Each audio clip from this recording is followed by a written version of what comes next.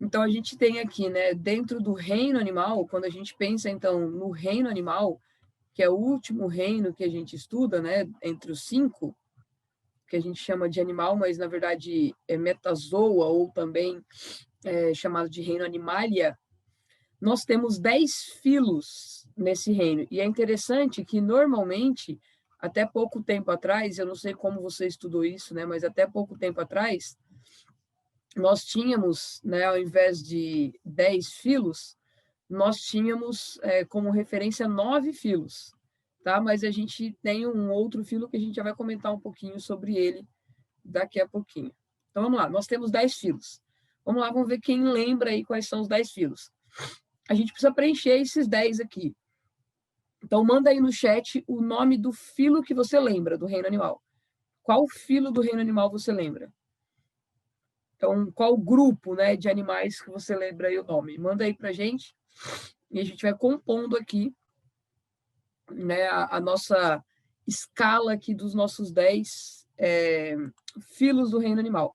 Vamos ver se alguém lembra de algum. Vai ser interessante que quando a gente fala assim, quais são os filos? Eu falo, meu, o que é isso? Eu não lembro nenhum, que é o que está aparecendo, né? Que ninguém respondeu ainda. Está todo mundo meio assim, eu não lembro nenhum. Mas eu vou começar, então, falando o primeiro, e daí vocês vão perceber que o restante vai ficar mais fácil. Então, o primeiro, para aqueles, né, para a gente aí que, a galera do Coasa aí que a gente aprendeu ano passado, a gente começou o estudo do reino animal com Bob Esponja. Então, o Bob Esponja, o desenho do Bob Esponja, o personagem principal, representa os poríferos. Então, os poríferos são o primeiro filo. Vamos lá. Então, agora, vamos ver se a gente deslancha aí. Qual é outro filo que a gente estudou? A gente começa estudando poríferos, são os animais mais simples que existem. Depois a gente passa para qual grupo? Ou então vai lembrando aí, se lembrar qualquer outro aí, vai falando aí, para a gente ir compondo aqui os 10. Então, manda aí. Tá, já está chegando resposta aqui. Boa, ó, tem gente falando, tem uma galera aqui falando classe, tá? Não filo. Então, vamos só separar isso aqui, ó. Então, a gente tem reino, filo, classe, ordem, família, gênero, espécie, tá? Então, tem gente que falou répteis, por exemplo, mamíferos, são classes. Classes que estão dentro de um filo, né? Então, vamos lá, deixa eu só abrir aqui o bate-papo de novo para eu ver aqui o que a galera respondeu. Protista é um reino, que a gente já estudou, inclusive, já revisou. Cordata, boa, Ingrid. Cordata é o último filo que a gente estuda, então eu vou colocá-lo aqui, ó. Então, lembra que dentro do Cordata a gente tem as subdivisões, né? E a classe, né? Reptília, mamália, né? Mamíferos, né? Répteis, anfíbia, todas elas estão dentro dos cordados aqui, tá? Estão dentro desse grupo. Vamos ver quem mais respondeu aqui. Cordados, a Cíntia falou também. É isso mesmo. Poríferos, o Lucas tinha falado, eu não tinha visto aqui. Quinidários, Cíntia falou quinidários, boa. Lucas falou moluscos. Então, quinidários e moluscos estão aqui. Insetos, não. Insetos são classes, né? Inseto é uma classe dentro dos artrópodes. Já falei um quarto aí, hein? Quinidários, a Mari também falou. A Ingrid também falou, a Cíntia também falou. Kevin também lembrou. Cíntia lembrou dos artrópodes, Mari também. A Marina também. Boa, Ingrid, lembrou dos anelídeos. Então, vamos lá. E é interessante que eu achava, né? Eu falava, gente, eu nunca vou saber essa sequência aqui dos 10 filos, né? Todos eles, não sei o quê. Eu lembro que no segundo ano que eu estava dando aula, eu fui dar aula e deu, sei lá o que deu de problema lá, e eu falei, gente, e agora? Será que eu vou lembrar os 10? E daí eu coloquei lá na lousa os 10 números, e daí eu lembrei 9. Eu falei, gente, qual que é o último? Qual que é o último? Daí depois de alguns minutinhos eu lembrei. Então, é bom você saber todos esses filos aqui, tá? Então, eu vou colocar na ordem aqui, né, de complexidade.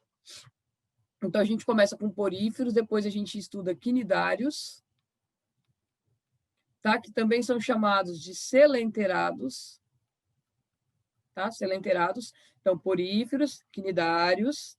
Daí a gente vai aqui agora para plateumintos, nemateumintos.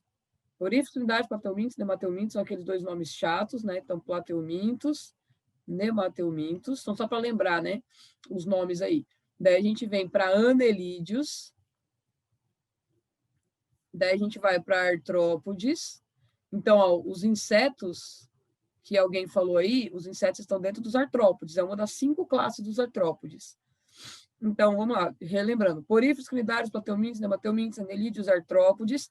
Daí vem moluscos, que vocês também já falaram aí, que durante muito tempo meu sobrinho chamava de molúsculos, moluscos. Depois vem equinodermos. Depois vem os hemicordatas. Lembra que os hemicordatas são aqueles animais que, durante muito tempo, as pessoas ainda, os pesquisadores achavam que eles eram cordados.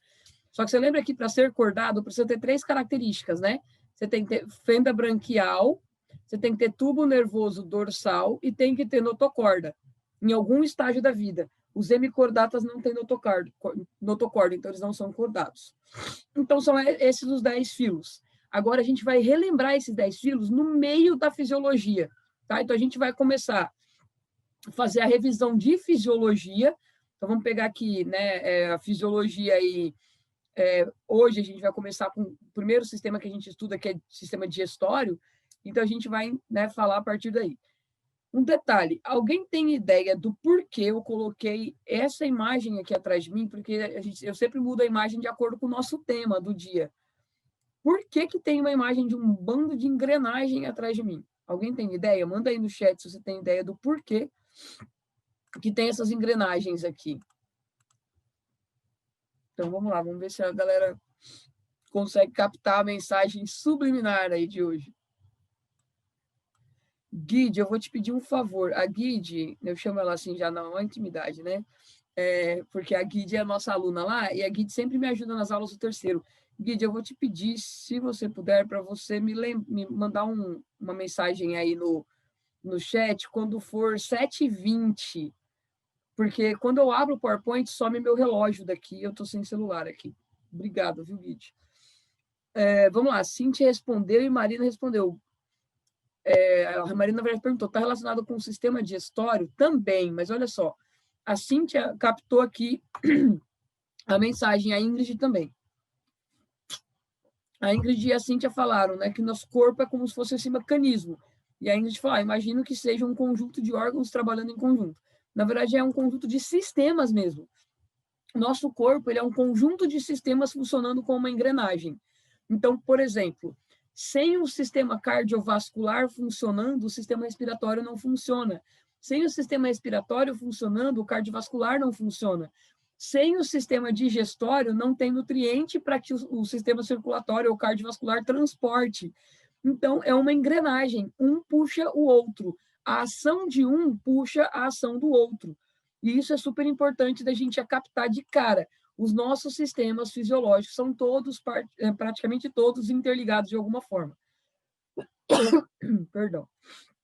Então, de alguma maneira, eles estão interligados. Seja indiretamente, seja diretamente, tá? Então, só para lembrar, a gente já falou de fisiologia, quando a gente falou de fisiologia vegetal. Lembra que fisiologia vem de funcionamento. Então, a gente vai ver o funcionamento. Começando, então, com a fisiologia da digestão. A digestão, ela é classificada em 2 tipos. Digestão intracelular, digestão extracelular.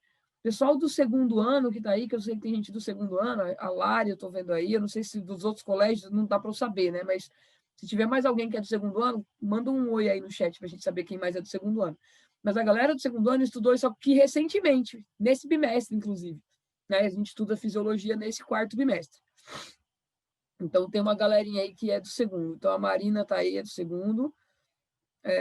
A Lari também sempre aparece aqui, não sei se a Lari está aí hoje, mas ela também é do segundo. A Fer também que aparece aqui é do segundo. Então, a gente estudou isso aqui recentemente, então está bem fresquinho na sua cabeça. Então, existem 2 tipos de digestão. A digestão olha o nome, tá? Intracelular. Isso significa dentro da célula, tá? Então, dentro da célula. E a digestão extracelular, que a gente vai falar daqui a pouquinho. A digestão intracelular, ela funciona para duas coisas nos seres vivos, né, nos animais. Ou ela funciona para alimentação, ou né, nutrição, que a gente chama, que a gente já comentou isso também no segundo ano, para nutrição, ou ela funciona para defesa. Nesse caso, na defesa, seria sistema imune, tá? Então, seria sistema imune. Alimentação, nutrição, defesa, sistema imune. Beleza? Uma das duas coisas a digestão intracelular serve. No nosso caso, nós fazemos os dois. Os seres humanos fazem a digestão intracelular e a extracelular. A intracelular, a gente faz só para defesa, a gente não faz para nutrição, tá? Então, a gente não faz a digestão para nutrição, a intracelular. A gente faz só para defesa. A nossa digestão para nutrição é a extracelular, que a gente vai falar daqui a pouquinho. A digestão para defesa é feita por fagocitose. Qual é a desvantagem de uma nutrição, né, uma alimentação por uma via intracelular? Porque a quantidade de alimento é pequena, é pouca quantidade de alimento que a gente digere, né? Agora, olha só que interessante. Aqui a gente já vai relembrar aí o nosso primeiro grupo de animais. Por quê? Porque os poríferos fazem digestão intracelular. Lembra que os poríferos, que são representados pelos espongiários, né? O Bob Esponja é um representante dele. Então, ele é um espongiário. Esse porífero, ele é fixo lá no substrato e ele se alimenta por filtração. Então, ele absorve a água a partir dos poros aqui, ó. A água entra, né, no organismo do animal. Aqui ele tem essas células que, se a gente fosse dar um zoom aqui, ó, nessas células, se a gente desse zoom numa delas, ela tem mais ou menos esse formato aqui, ó. Parece uma fechadura, um buraquinho da chave lá da fechadura. E daí aqui tem um flagelinho, e aqui tem uma outra célula aderida aqui, ó. Então, essa célula aqui é o coanócito. E aqui a gente tem o amebócito. Então, como que acontece a digestão intracelular nos poríferos? Os poríferos usam a digestão intracelular para alimentação, tá? Para se alimentar, é a nutrição deles. Então, a água entra aqui, ele filtra essa água, absorve aqui as partículas de comida que são importantes para ele. Essas partículas de comida são jogadas lá para o amebócito através da fagocitose, e dele digere esse alimento e joga o que não é importante embora. No nosso caso, a gente faz a digestão intracelular para defesa. Então, defesa que, né, o ser humano usa para defesa, que é esse exemplo dessa imagem aqui em cima. Então, aqui, ó, a gente tem uma bactéria, tá? Então, uma bactéria X aqui, qualquer bactéria que seja, e aqui a gente tem a célula fagocitária, que nesse caso é um neutrófilo. Como que eu sei que ele é um neutrófilo? Olha o núcleo aqui, ó, um roxinho um pouquinho mais escuro, que ele tem lobos, no mínimo 3 lobos, então isso é o neutrófilo. Beleza, o neutrófilo chega perto da bactéria, engole essa bactéria, né? Engole por fagocitose. A gente já revisou fagocitose aqui também no intensivão. Então, lembra que é um tipo de transporte, né? Com gasto energético, então transporte ativo. Depois da fagocitose, então, a bactéria fica nessa bolsinha aqui, ó. Essa bolsinha a gente chama de fagossomo. Nessa bolsinha se ligam essas estruturas que você está vendo aqui, ó, tá vendo uma bolinha roxinha, cheia de bolinhas amarelas dentro? Essas bolinhas são os lisossomos, organelas que a gente também já revisou aqui no intensivão. Qual é a função do lisossomo? Digestão. Então, os lisossomos se juntam com o fagossomo, formando uma estrutura que a gente chama de fagolisossomo. E agora esse fagolisossomo passa agora, o lisossomo joga lá as enzimas digestivas lá dentro, ele digere a bactéria. Tá vendo que a bactéria estava inteirinha aqui, ela está destruída, morreu. E daí ele elimina aqui, né, os restos mortais, digamos assim, da bactéria. Então, a gente usa a digestão intracelular para a nossa defesa. Os poríferos usam a digestão intracelular para a alimentação, tá? Então, normalmente, indivíduos aí também que são unicelulares usam para alimentação, essa digestão intracelular, digestão dentro da célula. além da digestão intracelular, nós temos a digestão extracelular, que no nosso caso é um tipo de digestão utilizado para nutrição. Então, nós fazemos intracelular e extracelular. Intracelular para quê? Para a defesa. Extracelular para quê? Para nutrição, tá? Então, isso é super importante a gente saber. Nós, seres humanos, fazemos os dois, só com objetivos diferentes. Beleza. Então, qual que é a primeira vantagem da digestão extracelular em relação à intracelular? Não, eu não preciso nem dizer, né, que o extra aqui significa fora, então é fora da célula. Então, essa digestão não acontece internamente na célula. Nesse caso aqui, na digestão extracelular, a primeira grande vantagem é porque ela tem uma grande porção de alimento que pode ser digerida. Então, enquanto na intracelular o indivíduo digere pouquinha comida, então o alimento é em pequenas porções, na digestão extracelular a gente tem grandes porções. É óbvio que é relativo isso também, essa questão de ser vantagem ou ser desvantagem. Por quê? Porque aqui a gente também tem um gasto energético maior. Mas você consegue imaginar um ser complexo como nós fazendo digestão intracelular? Não ia funcionar. A gente precisa de um sistema mais completo, mais complexo. Tanto que, lembra, né, dos filos que a gente falou? Poríferos não têm sistema digestório. Eles fazem digestão através do processo de digestão intracelular.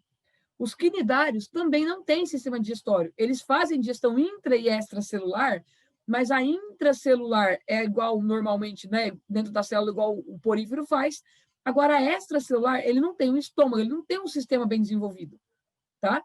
Então, lembra que, no caso dos quinidários, a gente tem, né, dois grupos ali, perdão, a gente tem dois grupos, aquele que, né, ele parece assim, tem os tentáculos aqui para cima, né, que é o pólipo, e a gente tem o formato de medusa, que é aquele que parece um guarda-chuva aqui com os tentáculos aqui para baixo, que é o caso, né, das águas-vivas, não sei o quê.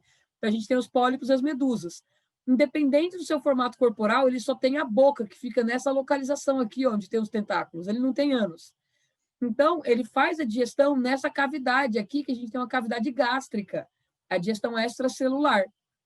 Então, ele não tem estômago, intestino, igual a gente tem. Então, o sistema dele é bem mais simples. A partir, né, dos plateumintos, ele já tem um sistema digestório. Só que o sistema digestório dele é um sistema que a gente chama de incompleto. O que é um sistema digestório incompleto? É um sistema que só tem um orifício, no caso, a boca. Tá? Já o sistema completo, o animal tem a boca e tem o ânus. Ou seja, no caso dos plateumintos, que é o caso das planárias, eles fazem a sua digestão, né? Começa ali na boca, eles colocam o alimento pela boca e os dejetos, o que não serve mais, né? O que é lixo para eles, lixo metabólico e tudo mais, eles excretam também pela boca. Então, eles não têm um sistema digestório completo, porque eles não têm ânus. Então, o sistema digestório incompleto é um animal que tem um único orifício para se alimentar e para eliminar. Já no caso do sistema digestório completo, o animal tem a boca e tem o ânus. Então, só para lembrar, poríferos não têm sistema digestório, quinidários não têm sistema digestório, plateumintos têm sistema digestório incompleto. A partir de nemateuminto, os outros todos têm sistema digestório completo. Então, nemateumintos, anelídeos, artrópodes, moluscos, equinodermos e cordados, todos temos digestão completa, sistema digestório completo. Esse sistema é muito mais complexo porque tem participação de muitas enzimas específicas, diferente da digestão intracelular. Na digestão intracelular tem enzimas? Tem, só que não são tão complexas, não são tantas enzimas. E por que é tão importante existirem enzimas, tanto lá no sistema de digestão, né, no processo de digestão intracelular, quanto no extracelular? Porque as enzimas são as que promovem um negócio que a gente chama de quebra. Então, lembra que a enzima quebra, ela metaboliza, ela acelera o metabolismo, por quê? Porque ela faz a função de quebrar. Então, ela vai quebrar em partículas menores. E a digestão nada mais é do que quebra. Digestão é igual a quebra. Ponto. Isso é um ponto importante. Então, quando a gente pensa em enzima, E a gente já falou de enzima também aqui no intensivão, inclusive eu estou usando uma imagem aí que a gente já usou para você relembrar. Então, quando a gente fala de enzima, qual é a função da enzima? Olha só, a gente tem aqui uma enzima, está representada pela letra E, tá? E a gente tem um S aqui que está representando substrato. Então, enzima, substrato, beleza? Suponha que eu esteja falando que esse substrato aqui, ó, é a lactose. E por que eu escolhi a lactose? Porque eu já vou fazer um comentário com vocês aqui sobre a intolerância à lactose, que isso também cai em vestibular às vezes. Então, vamos lá. A enzima, ela é extremamente específica. Imagina você pegar várias chaves e tentar abrir um cadeado. Você só vai conseguir se o cadeado for bom, obviamente, não for esses do Paraguai, da 25 de março e afins.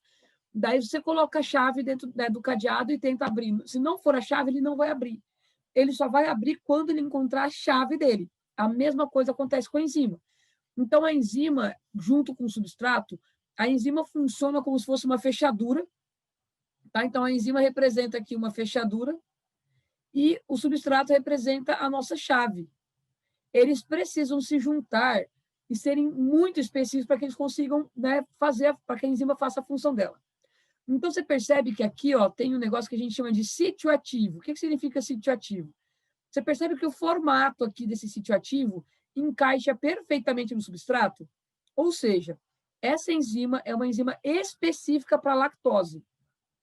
Tanto que, justamente por ela ser específica para a lactose, o nome dela, popular, é lactase. Esse ase aqui é finalização de enzima, tá? Então, amilase, que a gente tem na nossa saliva, tá? Então, peptidase, lipase. Então, a enzima quase sempre, nem sempre, mas quase sempre termina com ase. Então, a lactase é a enzima que quebra a lactose. Na verdade, o nome biológico da lactase é beta-galactosidase, que para os íntimos a gente pode chamar de beta-gal, tá? A beta-gal. A beta-gal, ela que quebra a lactose. Então, a gente tem uma enzima e a gente tem um substrato. A enzima é beta-gal com substrato, lactose. Ok. Eles se encontraram, tá? Perfeitamente. Encaixe. A enzima vai e quebra essa lactose em ou dois produtos. Tá aqui, produto 1, produto 2. Quais são esses dois produtos? No caso aqui, lembra que a lactose é um disacarídeo. Então, ela quebrou aqui numa galactose e numa glicose. São dois monossacarídeos. Inclusive, a gente já falou disso aqui também no intensivão. Tá? Qual é a enzima que não termina em ase? A gente vai ver daqui a pouquinho já. Mas tem algumas que não terminam. Tá? Então, pepsina, por exemplo, é uma delas. Então, a pepsina é uma enzima e não termina com ase. Mas a maior parte termina com ase. Tá? A maior parte. Beleza. Então, a gente tem aqui a galactose e a glicose, dois monossacarídeos que formam a lactose. O que acontece com a pessoa que é intolerante à lactose? Daí você pode falar assim, professora, mas ela toma e passa mal. Ok, é porque ela é intolerante à lactose. Mas por que ela tomando um remédio resolve? O remédio, galera, nada mais é do que a lactase. Né? O nome comercial da beta-gal é lactase. Então, quando a pessoa come a lactose, toma um leite, por exemplo, tem lactose, a pessoa toma o leite, ela passaria mal. Por quê? Porque ela não pode, com essa estrutura aqui, com essa molécula aqui, com a lactose, ela não pode. Só que ela toma em seguida a enzima para quebrar, ou toma antes, depende qual a enzima e qual a taxa que o médico passa, enfim, a posologia, ela toma a enzima para a enzima vir aqui quebrar. Quando quebrar, ela deixou de ser essa estrutura que causa mal para o organismo da pessoa e ela virou dois produtos. Logo, a pessoa não vai sofrer mais com aquilo. Por quê? Porque ela está livre. Ela se livrou porque a lactose agora não é mais lactose. A lactose virou uma galactose mais uma glicose. Tá? Então, esse é o processo que acontece na quebra da lactose. Né? E isso acontece com qualquer outra substância que é quebrada por uma enzima. Tá? Beleza, então agora vamos entender o que tem nesse esqueminha que eu coloquei aqui desse lado. Então, se surgir alguma dúvida aí, vocês falam, tá?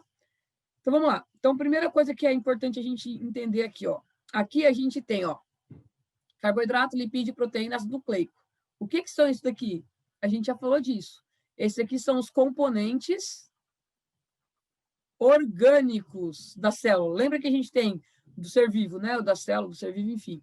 A gente estudou os componentes inorgânicos, água e sais minerais, e o componente orgânico, carboidrato, lipídio, proteína, ácido nucleico, vitamina e assim por diante, certo? Beleza. Esses componentes orgânicos, eles precisam passar por um processo de quebra. Por quê? Porque eles são macromoléculas e eles precisam ser quebrados em micromoléculas. Esse processo de quebra a gente chama de digestão. E aqui sempre tem a ação de quem, então? De uma enzima, tá?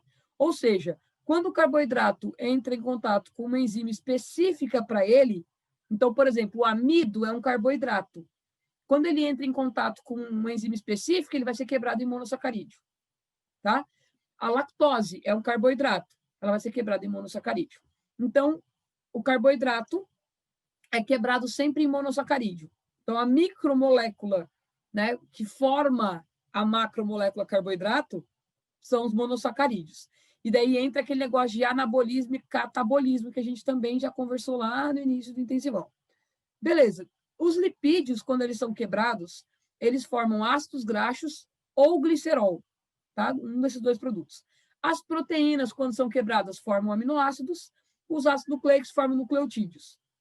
Isso daqui, tá? É o que o nosso organismo vai utilizar. É isso que o nosso organismo vai utilizar. Ele vai usar isso para metabolismo e para muitas outras coisas. Então, a gente ingere o alimento para que a gente absorva isso daqui, lá no intestino, tá? Beleza, mas antes de chegar no intestino, a gente precisa entender que a digestão, ela é um processo, né? Então, ela passa por fases, muitas fases. Quando a gente fala das fases da digestão, na verdade, a gente vai já mudar aqui algumas coisinhas na sua cabeça. Primeiro, você precisa entender que agora a gente parou de falar de invertebrados. A gente só está falando de vertebrados. Ou seja, aqueles 9 primeiros filos já era. A partir de agora, a gente vai falar, né, nesse aspecto da digestão, a gente vai falar só do último filo, que é o filo cordata. Tá? Só o filo cordata. Falando do filo cordata, a gente tem, então, um sistema digestório com 5 regiões. Quais são essas 5 regiões? A primeira é a região de recepção. Estou coçando bastante meu olho, daí você pode ficar incomodado, mas é porque eu tenho um negócio, inclusive na aula do terceiro ano eles falaram, né, o pessoal teve a apresentação dos sentidos essa semana. Eu tenho um problema no olho que chama pterígio, que é uma formação de uma carninha que fica aqui no olho. E eu até comentei na aula, a Ingrid vai lembrar, a Ingrid e a Mari, eu acho que estão aí do terceiro ano. Eu até comentei na aula que tem dias que isso incomoda muito, tem dias que o olho fica muito irritado.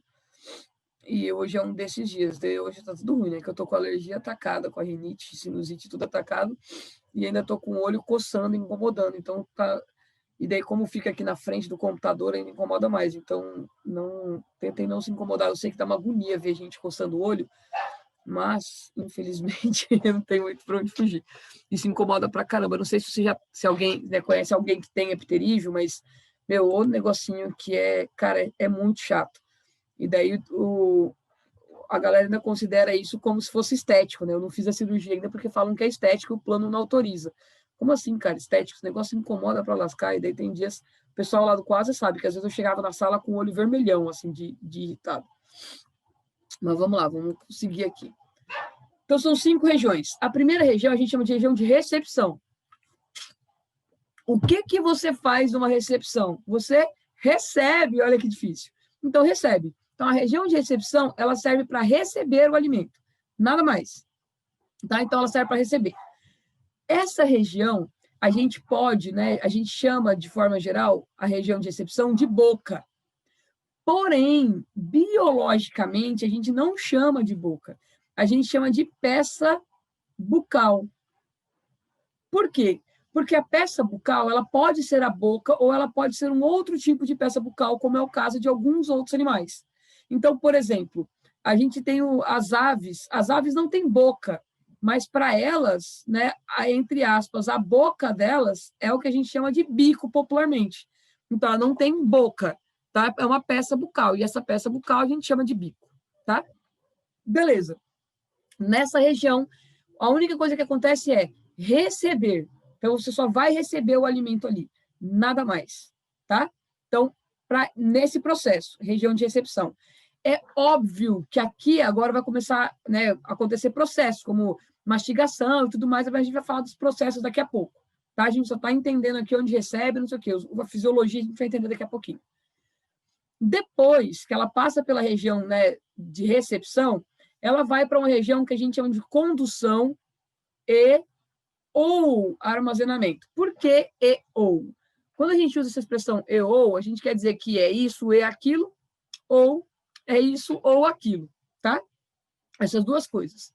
Então, por que chama região de condução e ou armazenamento? No nosso caso, né, no ser humano, é uma região apenas de condução, que é o nosso esôfago. Então, a gente tem aqui a nossa peça bucal, né, que é a primeira coisa, ou no nosso caso, né, a boca. Depois, a gente tem o nosso esôfago. A gente não vai falar do que tem entre aqui, por enquanto, tá? Nosso esôfago é isso daqui, ó. Essa região aqui, esse canal. Nosso esôfago, ele só serve para conduzir, nada mais. Só que nas aves, por exemplo, o esôfago, ele se dilata aqui, ó, para formar um negócio que a gente chama de papo. E daí o papo serve para armazenar alimento também, não apenas para passar o alimento, não é só condução. Então, é por isso que a gente chama de condução e o armazenamento. Porque no caso do ser humano, é só para condução. Então, não serve para armazenamento. Já no caso das aves, serve para condução, mas também para o armazenamento, tá? Daí a gente vem para a terceira região. Terceira região é a região de trituração e digestão química. Isso acontece onde? Naquele órgão que a gente chama de estômago, tá? Depois, então aqui a gente vai falar os processos daqui a pouquinho. Depois ele vai para a região de absorção de nutrientes para finalizar o processo digestório. Isso acontece onde? Aqui, ó, no intestino delgado. Depois ele vai, então, para a última região, que é a região de absorção da água e formação das fezes, que é esse intestino que fica aqui por fora, aqui, ó, que é o nosso intestino grosso. Então, são essas 5 regiões. Só que para a gente entender melhor, a gente vai comparar agora, né, a digestão nossa, por exemplo, com a das aves. Porque as aves e outros animais têm as suas especializações digestórias ou digestivas. Quais são as duas especializações no caso das aves? O papo e a moela. O papo serve para essas duas coisas que estão aqui. A moela está relacionada a essas outras duas coisas que estão aqui. Então, vamos ver com essa imagem aqui, com a ajuda dessa imagem. O que acontece? Então, aqui está o bico, né, que é a peça bucal, né, da ave. O alimento entra pelo bico, chega aqui na cavidade bucal dela aqui, ela não tem dente. Então, ela não vai triturar o alimento aqui. Então, o alimento vai descer aqui pelo esôfago, que tem essa parte verdinha aqui, tá? Tá vendo o verdinho ali, esôfago. Chega aqui, ó, o esôfago se expande para formar o que a gente chama de papo. Então, o alimento passa pelo bico, depois vem para o papo. Aqui no papo não tem processo químico, não tem digestão química aqui. O que está acontecendo no papo? Só parte física. Ou seja, o alimento está sendo só umedecido, amolecido, para que ela faça digestão. Por quê? Porque a ave não tem dente, então ela não vai conseguir triturar isso, mastigar. Então ela precisa umedecer. Então fica ali no papo durante um período para umedecer. É por isso que, às vezes, quando você olha, por exemplo, está lá no centro de São Paulo, você vê os pombos. Fala, meu, esse pombo não para de enfiar comida para dentro. E ele tá lá, pá, ele só bica e manda para dentro, bica e manda para dentro, bica e manda para dentro. Você fala, cara, como assim? Né? Por que que ele age assim? Porque ele não tem a necessidade naquele momento de triturar esse alimento. Ele só vai mandar para o papo, então está chegando no papo. Encheu o papo, ok, agora o papo está cheio de alimento, agora sim ele vai passar para os próximos passos da digestão desse animal. Então, o alimento sai aqui do papo, tá vendo que ele já tem a ligação com essa outra estrutura que ainda está em verde aqui também, ó, que é uma estrutura que a gente chama de proventrículo, ou o estômago, o primeiro estômago, né, das aves, que a gente chama de estômago químico. Então, esse proventrículo é o estômago químico das aves, Ou seja, é aqui que ela vai liberar enzimas. Só que a comida ainda não foi triturada. Para onde que a comida vai para ser triturada? Entrou aqui as enzimas, ele injeta as enzimas, esse alimento já vai aqui, ó, para o estômago mecânico, que a gente chama popularmente de moela. A moela é uma estrutura rígida, né? Um músculo muito forte. Daí a ave engole pedras e areia propositadamente. Para quê? Ela não tem dente. Ela precisa triturar o alimento na moela. A moela é músculo, então ela começa a mexer a moela, né? Contrair e relaxar a moela. Para quê? Para triturar o alimento. Mas imagina, porque a parte interna é uma parede, imagina essa parede mais lisinha, digamos assim, muscular, contraindo e relaxando. Não vai resolver grande coisa para triturar.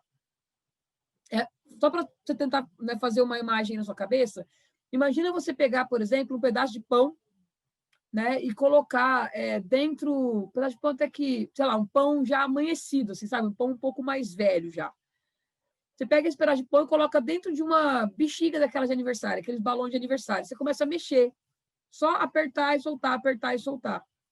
Não vai ser tão fácil você quebrar esse pão em pedaços menores, você esfarelar esse pão. Agora, se você pegar dentro dessa bexiga de aniversário, você encher de pedra, a hora que você colocar o pão lá, a pedra vai passar pelo pão e a pedra vai ajudar nesse processo de trituração.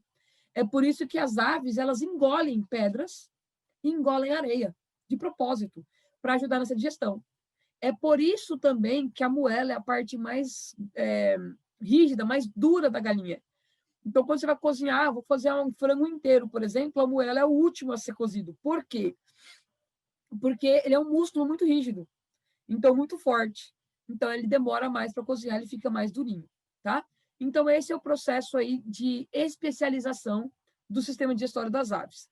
Já os condrictes, quem são os condrictes? Os condrictes são um dos grupos dos cordados. Condrictes estão dentro da superclasse Piscis, ou seja, dos peixes. E nós temos os condrictes e os osteíctes.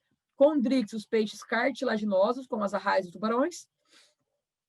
Osteíctes, os peixes ósseos, como todos os outros peixes que a gente conhece por aí, incluindo o cavalo marinho. Beleza. Os condrictes, ou seja, as arraias e os tubarões, eles têm uma especialização que a gente chama de tiflossole, que também é chamada de válvula espiral. Olha essa imagem aqui. Você percebe que isso aqui parece aquelas escadas em espiral que você vê, sei lá, em filme ou alguma coisa assim? Então, por que que ele usa isso aqui? Para que que ele usa isso daqui? Vou fazer uma pergunta muito simples, tá? Vou propor uma situação aqui, ó. Então, esse aqui é o A, tá? Esse aqui é o B, beleza? Suponha que você tenha dois circuitos, o A e o B. E você vai e solta uma bolinha. Imagina esses circuitos na vertical, tá? Você solta uma bolinha aqui, ó, desse lado aqui do circuito, tá? Em qual dos dois circuitos a bolinha vai chegar no final aqui, ó, na linha de chegada, digamos assim? Primeiro, no circuito A ou no circuito B? As bolinhas têm o mesmo peso, mesma densidade e tudo, tá? Assumindo que elas são exatamente iguais. E que o circuito tem a mesma distância, digamos assim, mesmo comprimento. Em qual que ele vai chegar primeiro? Manda aí no chat para a gente ver aí. Resposta simples esse daqui, hein? Então, ó, a galera está respondendo. Lucas, Cíntia, já responderam. E os dois acertaram. Boa, Ingrid. É isso aí. Eu já vou fazer um comentário que a Ingrid acabou comentando aqui também. O Guilherme também já respondeu aqui. E é isso mesmo. Ele vai chegar muito mais rápido no A. Tá? Muito mais rápido. Por quê? Porque aqui a bolinha, no B, a bolinha precisa passar por todas essas voltas, né, para chegar no destino. Aqui ele vai retão. É para isso que serve a válvula espiral. Porque imagina que essa bolinha seja o alimento, né, do animal. Se o alimento passasse muito rápido aqui pelo intestino, ele não iria absorver os nutrientes com tanta eficácia. Então, a absorção nutricional deles ia ser deficiente, ele ia absorver pouco nutriente. Então, essa válvula em espiral, que fica nessa região aqui, ó, do animal, está ali né, na imagem, ela serve para aumentar o tempo de contato, tá? Grava isso aqui, ó. Aumentar tempo de contato. Então, ele vai aumentar o tempo de contato do alimento com o intestino, tá? Essa especialização substitui, entre aspas, uma especialização que nós temos e eles não têm. Qual a especialização que a gente tem mais desenvolvida e eles não têm? A gente chama de microvilosidades intestinais, ou também, ele tem também as vilosidades intestinais. Vamos entender como funciona isso. Inclusive, a Ingrid comentou isso agora ali, que é como se fossem nossas microvilosidades. É isso mesmo. Então, olha só. De novo, mesmo exemplo. Imagina você soltando, então, aqui, né, uma bolinha aqui nesse circuito A, e você soltando agora não pense numa bolinha, não. Vamos pensar num líquido qualquer, um líquido meio viscoso, tipo, sei lá, uma vitamina, sabe? De estar soltando aqui e aqui. A chance de aderir à superfície é muito maior nesse sistema aqui. Então, nós temos o que a gente chama de vilosidades intestinais, ou seja, essas ondinhas no nosso intestino, na parede do intestino. Então, aqui, ó, tem um zoom da parede do intestino delgado, e ele é cheio de vilosidades, olha isso aqui. E para que serve isso? Para aumentar a superfície de contato. Lá atrás era para aumentar o tempo de contato, aqui é para aumentar a superfície de contato. É a mesma coisa, por exemplo, de você pensar num papel, uma folha de papel aberta, uma folha de papel fechada. Aquela questão da superfície de contato com o ar, por isso que a fechada, a amassada cai primeiro. Mesma linha de raciocínio. Então, a gente tem aqui, nesse caso, as vilosidades servem justamente para isso, para aumentar a superfície de contato com o alimento. O alimento entrando em contato mais íntimo, digamos assim, com o intestino, a gente vai absorver mais ainda o alimento. Só que, além disso, se a gente pegar um zoom de cada uma dessas vilosidades, a gente vai perceber que as células, elas são assim, ó, as células do nosso intestino.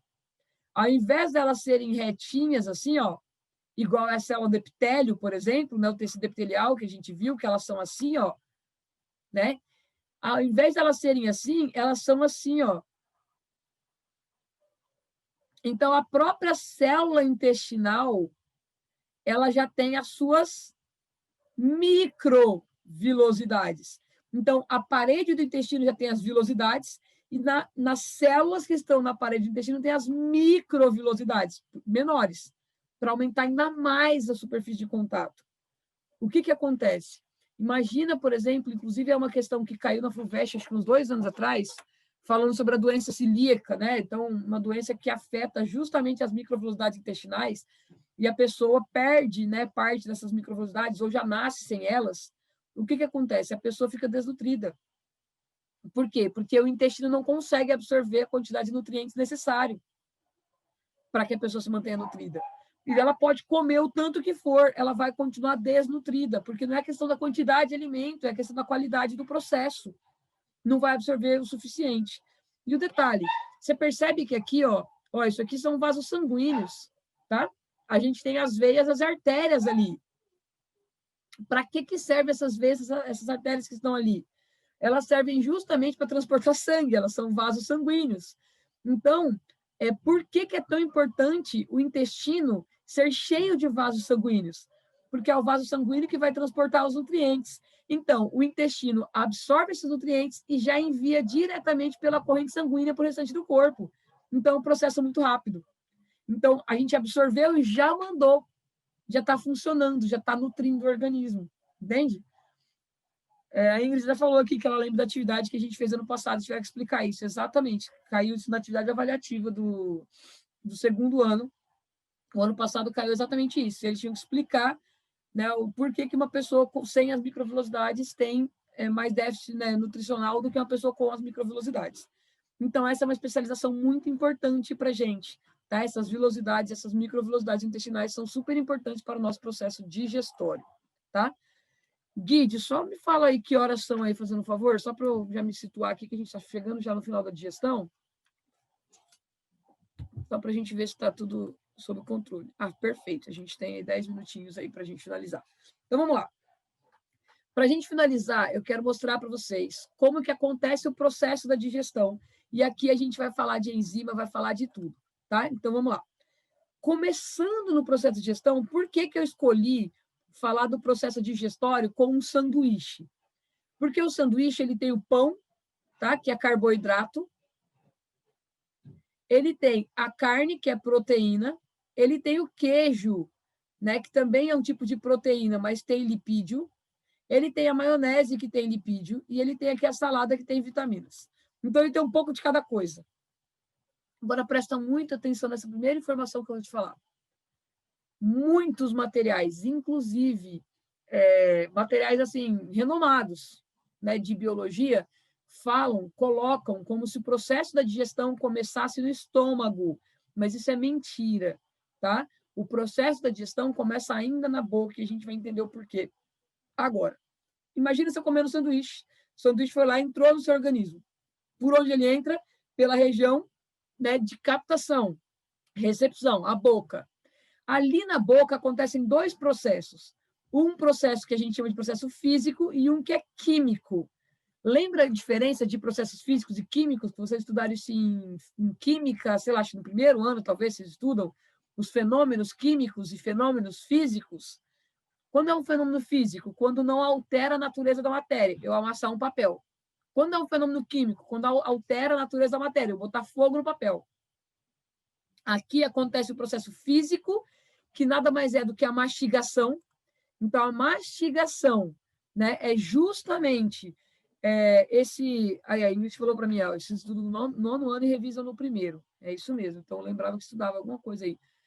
Então, esses processos, né, físicos estão associados aos dentes e à língua. Então, a gente está mastigando, né? Mastiga. A língua ajuda na mastigação porque ela ajuda a misturar esse alimento para daí formar o bolo alimentar. Mas aqui na boca já começa o processo químico. Por isso a digestão começa na boca e não no estômago. Quem é que faz o processo químico na boca?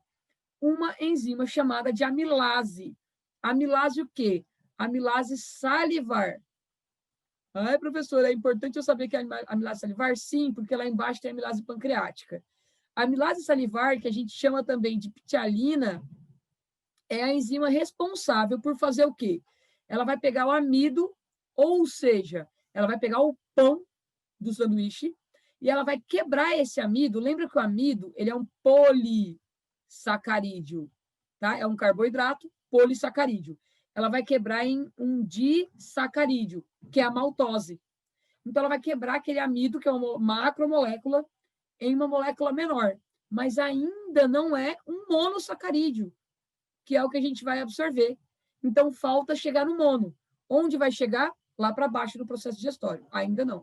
Então, na boca tem a primeira quebra, tá? Só essa primeira quebra que acontece na boca. Depois, né, o restante do processo vai acontecer já não na boca, mas lá no restante do trato gastrointestinal, que a gente chama. Beleza. Então, a gente tem aqui, né, o nosso processo digestório iniciado. Começou, então, a digestão. Agora, o sanduíche vai fazer o quê? Ele vai agora sair dali e vai passar por onde? Pelo esôfago.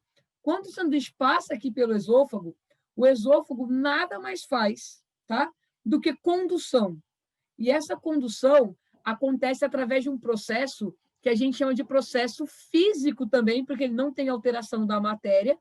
É um processo que a gente chama de peristaltismo ou movimento peristáltico. Movimento peristáltico. Porém, nesse meio tempo, tem a participação, né, de um órgão aqui que a gente chama de faringe, que faz parte do sistema digestório, do sistema respiratório. É o único órgão, né, que faz parte dos dois sistemas, digestório e respiratório, a faringe. Então, qual é o caminho que o alimento faz? Boca, faringe, esôfago, tá? Então, chegamos no esôfago. O que é esse movimento peristáltico? É essa contração e relaxamento, né, desse tubo esofágico empurrando alimentos. Ele pressiona aqui e o alimento começa a descer. pressiona mais perto do alimento aqui, ele começa a descer até ele chegar lá no estômago. Beleza. O alimento agora chegou no estômago. O sanduíche chegou no estômago. Quando o sanduíche chega no estômago, aí sim começa mais processo químico. O que o estômago produz? Suco gástrico, que é rico em HCl, que é um ácido, e pepsina, que é uma enzima. Aí, Ingrid, vem a enzima que não termina com ase, a pepsina, que é uma enzima que quebra proteína. Então, o carboidrato começou a ser digerido lá na boca. A proteína começa a ser digerida onde? No estômago. Daí, duas perguntas importantes para a gente responder. Professora, por que a gente não tem a parede do nosso estômago corroída pelo ácido clorídrico? Porque o pH aqui está lá embaixo. Por que é tão importante o pH estar tão ácido? Porque ali já funciona como parte do sistema de defesa, sistema imunológico. O pH ácido do estômago é uma barreira química contra bactérias, por exemplo, vírus e outras coisas que a gente possa ter ingerido. Então, a gente comeu algo estragado, a bactéria chegou no estômago, é muito ácida, ela morre. Então, é um processo também do sistema, né, de defesa. Ou seja, está vendo que a gente já está interligando os sistemas aqui? Beleza. Por que a gente não tem essa parede do estômago destruída? Porque aqui, né, a mucosa do estômago, ela forma camada de proteção bem aqui por dentro, que a gente chama de mucosa. Essa mucosa, ela produz, então, a mucina, que é uma substância, para formar ali essa camada de proteção. Essa camada de proteção que fica ali, que é o muco, esse muco, ele serve para proteger contra a acidez do estômago. Então, a gente tem a parede do estômago, né, protegida, mas digere o alimento. Professora, mas aí como é que surge a tal da gastrite? Justamente por isso, porque daí vem aqui a parte, né, quando a gente, por exemplo, você masca chiclete sem ter comido nada antes. Quando você começa a mascar o chiclete, seu cérebro avisa o estômago. Galera, tá chegando alimento aí. Só que não vai chegar, que você está mascando chiclete. Ele libera o quê? Suco gástrico. O suco gástrico não encontra um alimento aqui para ele destruir, para ele agir. Então, ele acaba pegando na parede do estômago, daí causando gastrites e outras doenças mais, né? Então, úlceras, assim por diante. Beleza, agora o alimento está no estômago, começou a digestão de proteína, começou também a digestão de lipídio, através da lipase. Então, a gordura começa a ser, né, quebrada aqui para formar glicerol. Aqui ainda não foi quebrado em partículas menores ainda. Agora, presta atenção nesse esqueminha aqui, porque talvez seja aí o mais importante para você, né, de todo o processo, depois quando você receber o PowerPoint aí, então se você quiser aproveitar agora já, né, e tirar um print disso daqui, essa imagem, esse quadro, tem na internet esse quadro também, ele resume todas as nossas enzimas digestórias e por que ela é tão importante, qual o processo, pH e tudo mais. Então, vamos lá. Na saliva, a gente tem a ptialina, que o pH ótimo é o pH neutro, e ela vai transformar, então, um polissacarídeo em maltose. Agora, presta bem atenção nisso que eu vou mostrar para vocês. Olha só. Aqui ela transformou em maltose, que é um disacarídeo. Lá no intestino, ela vai pegar esse disacarídeo, a maltose, e vai converter em glicose, ou seja, ela vai converter isso daqui em um monossacarídeo. Então, o processo começou na boca, mas só terminou no intestino, tá? No caso, no suco gástrico, a gente tem a pepsina, que quebra a proteína em oligopeptídeos. Depois, lá embaixo no intestino, a gente vai ter enzimas, né, que vão quebrar esses oligopeptídeos e aminoácidos. Então, quebra primeiro em pedaços maiores para depois quebrar em pedaços menores, tá? Lá no intestino tem a ação de 3 sucos. Suco gástrico, suco entérico, que é do intestino, né, ou intestinal, o suco pancreático e o suco biliar, ou bile. A bile eu vou mostrar para vocês já já. Mas olha só, suco pancreático, olha o nome, pancreático, vem do pâncreas. Suco intestinal ou entérico vem do próprio intestino. O que acontece? Esses 3 sucos, deixa eu já mostrar nessa imagem aqui para vocês. Esses 3 sucos, eles vão agir aonde? No intestino. Qual intestino? Delgado. Então, aqui no intestino delgado, tá? A gente tem a ação, então, desses sucos. O suco intestinal, que é o suco que vem do próprio intestino, o próprio intestino já produz, então já está ali dentro. Agora, a bile, ela fica armazenada nessa estrutura aqui, que é a vesícula biliar. Só que o detalhe, a bile, quem produz, não é a vesícula biliar, ela só armazena. Quem produz é o fígado, ou seja, o nosso fígado é uma glândula anexa do sistema digestório. Ela não participa diretamente, mas participa indiretamente. Para que serve a bile ou suco biliar? Ela emulsifica gorduras, ou seja, ela funciona como um detergente, quebrando gordura. Já o suco pancreático, ele é produzido e liberado pelo pâncreas, direto aqui. Então, é nesses sucos que tem todas essas enzimas aqui, ó. Tá? Então, no suco pancreático tem essas enzimas, no suco entérico tem essas enzimas. Super importantes. Por quê? Porque cada uma vai dar origem, então, a moléculas cada vez menores. No suco biliar, qual a enzima que tem? Muito. Lipase, porque ela serve para quebrar lipídios. Tá? Aí vem algumas perguntas importantes para a gente responder de novo. Qual é o pH do estômago? Ácido. Por que, então, que é tão ruim a gente tomar líquido junto com a refeição? 2 motivos eu vou dar para você. Primeiro, eu nunca vi, a menos que você já tenha visto, mas eu nunca vi ninguém, por exemplo, numa praça de alimentação de um shopping, comendo arroz, feijão, bife, batata frita e tomando um Nescau quente. Ou tomando um chocolate quente, ou tomando um chá quente. Normalmente a gente está tomando o quê? Refrigerante, ou aquele iced tea, né? O chá gelado, ou um suco gelado. O que acontece? Quando a gente coloca esse líquido gelado no nosso estômago, o que a gente está falando para o nosso estômago? Cara, se vira para esquentar isso.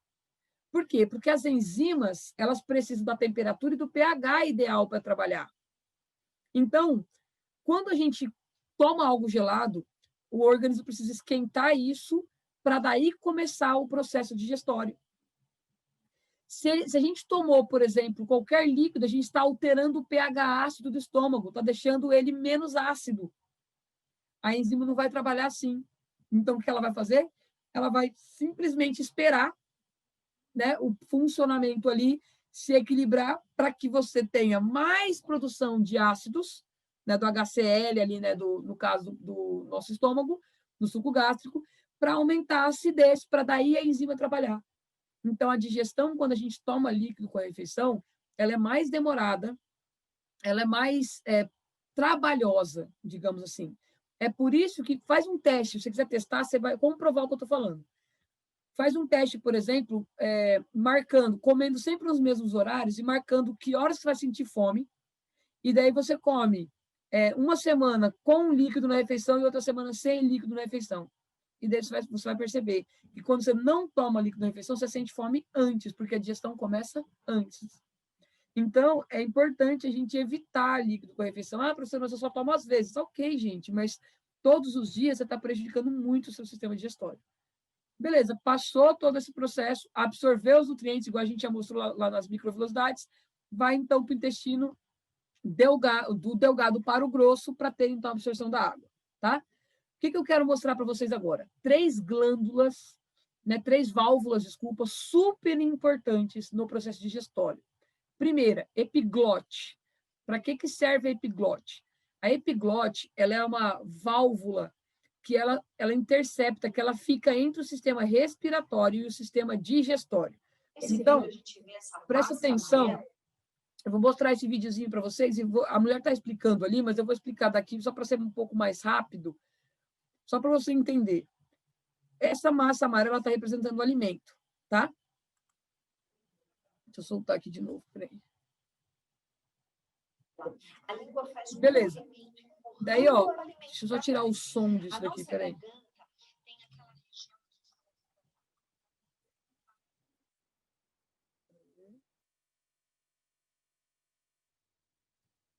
Ops, aí.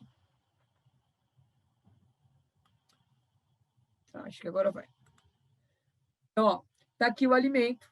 Quando a gente vai engolir, a gente tem aqui a parte do céu da boca, que a gente chama de palato duro, e a gente tem o palato mole, que é o que a gente chama de campainha. Aqui, ó, se a gente reparar, ele tem essa passagem, olha só, aqui tem o palato mole, e ele tem essa passagem que fica na orofaringe, que o líquido, ó, o alimento poderia voltar aqui, ó, e sair pelo nariz. É por isso que às vezes fala assim, nossa, professora, fulano estava rindo tanto, tomou água e acabou saindo pelo nariz. É normal? Acontece? Acontece. Por quê? Quando a gente vai engolir, o palato mole, ele vai e encosta aqui para fechar essa passagem, para o alimento descer e não subir. Às vezes, isso aqui falha por algum motivo, ou porque a gente comeu muito rápido, alguma coisa assim, e o alimento pode sim voltar pelo nariz. Beleza. Então, o alimento está aqui, ó, o palato mole foi lá, encostou, fechou para o alimento descer. Quando o alimento desce, ele tem dois caminhos que ele pode seguir. Ou ele pode ir para o trato respiratório ou para o digestório. E daí vem a epiglote, que tampa aqui, ó, o aparelho respiratório, que é a traqueia, e deixa aberto apenas o aparelho digestório, que é o esôfago. Então, ó, o alimento está aqui, a faringe está aqui, a epiglote tampou, né? Para que o alimento passe para cá e não caia aqui no nosso trato respiratório. Só que, às vezes, isso aqui falha, que é o que a gente chama de engasgo. Então, quando a epiglote falha, o que acontece? O alimento está descendo aqui, a epiglote fecha, só que daí o alimento vai, então, lá para o trato, né, digestório, só que um pedacinho da comida, alguma coisinha da comida cai no nosso trato respiratório. O que a gente faz? Tosse, para tentar expelir, para tentar jogar isso de volta para o lugar certo, o alimento. Então, o engasgo é a gente tosse para tentar expulsar esse negócio. Não expulsou, se isso aqui continuar no trato respiratório, daí ele vai parar lá nos nossos pulmões, a gente vai ver isso na próxima aula, podendo causar, por exemplo, infecções pulmonares. Então, pneumonias, entre outras, tá? Então, é por isso que é tão importante a epiglote. Epiglote é super importante nesse aspecto. Outras duas válvulas, né, são a cárdia e o piloro. O piloro é o que divide o estômago do intestino delgado, que é o duodeno aqui, a primeira porção do intestino delgado. A cárdia é o que divide o estômago do esôfago. O que acontece? Quando a gente sente azia ou alguma coisa, é falha nessa cárdia. Quando a gente, sei lá, tá com ânsia de vômito, não sei o quê, e acaba vomitando, é falha na cárdia. Por quê? A cárdia, então, ela impede que o alimento saia do estômago e vá, né, para o esôfago, volte para o esôfago. Quando isso acontece, começa a queimar, porque o esôfago passa aqui, né? Nossa garganta, a gente tem um esôfago passando aqui. Daí a gente sente que a gente está queimando, é azia. Por quê? Imagina, você acabou de comer alguma coisa, seu estômago liberou suco gástrico, então é muito ácido, e daí, por algum motivo, a carne abriu e daí veio substância ácida aqui para o esôfago. E daí a gente vai e sente aquela queimação. Daí a gente toma um antiácido, que nada mais é do que uma substância básica, alcalina, né? Então, para deixar agora, essa substância básica vai deixar o pH ali neutro. Ele vai deixar o pH neutro, vai voltar para o estado normal do esôfago. Tá? Então, é super importante a participação da cardia nesse aspecto. Quando a gente sente ânsia de vômito, sabe? Quando você fica aquela ânsia de vômito, o que está acontecendo aqui dentro? Imagina que você comeu alguma coisa estragada e seu estômago já não gostou, não curtiu. Ele está tentando falar, meu, não tá ruim, tá ruim. Só que a cardia é forte. Então, a cardia, não, eu vou segurar, eu vou segurar, eu vou segurar. Agora, imagina a pressão aqui para cima da cardia. Tá? A pressão do estômago para cima da cardia. Então, cada vez que você sente aquela ânsia, é a cardia sendo pressionada pelo seu estômago. De repente, pode ser que ela, meu, cansou. E daí ela abre, e daí o alimento volta, e daí entra, né, o negócio que a gente chama de vômito. E aqui, a gente tem o piloro, que impede que o alimento, né, o bolo alimentar que saiu daqui foi, né, para... Aqui já está chamando de quilo, enfim, lá para o intestino. Ele impede também que ele volte para cá, ou impede que a acidez daqui chegue lá no intestino, porque a hora que ele já está nessa transição aqui, nesse canal pilórico aqui, esse canal pilórico já está numa transição da acidez do estômago para a parte, né, nada ácida, né, do nosso intestino. Então, ele faz essa função. Então, essas válvulas são válvulas super importantes no processo digestório. Agora, essa daqui que a gente falou da epiglote, a gente vai voltar a falar dela quando a gente falar de sistema respiratório. Então, não esquece disso, tá? Então, a gente tem a faringe, que é dividida então, em naso, em oro e hipofaringe, e daí essa válvula aqui, ela é super importante para impedir que o alimento vá para o lugar errado. Ah, professora, mas o que acontece, por exemplo, quando a gente está soluçando? A gente vai ver isso também quando a gente falar de sistema respiratório. Ah, então o engasgo a gente já entendeu. Por que funciona bem, então, aquela questão, né, do nosso, daquele, deixa eu mostrar lá em cima, quer ver? Aqui, eu vou mostrar nesse aqui só para vocês entenderem. Sabe a manobra de Heimlich, que é aquela manobra que os paramédicos, né, ou pessoas especializadas em primeiros socorros, eu falo porque eu sou especializado em primeiros socorros. Então, quando a gente chega, por exemplo, eu cheguei num local e tem uma pessoa engasgada, e daí a galera tá lá, virando a pessoa quase de ponta cabeça, batendo nas costas da pessoa, e a pessoa não, né, não volta. E daí, quando você faz a manobra de Heimlich, nada mais é do que você pressionar aqui para que o alimento, né, para que o alimento que estava entupindo ali a via, né, saia e volte para o lugar normal. Beleza? Caraca, gente, eu nem vi o horário, nem vi a Ingrid falando comigo ali também. Perdão.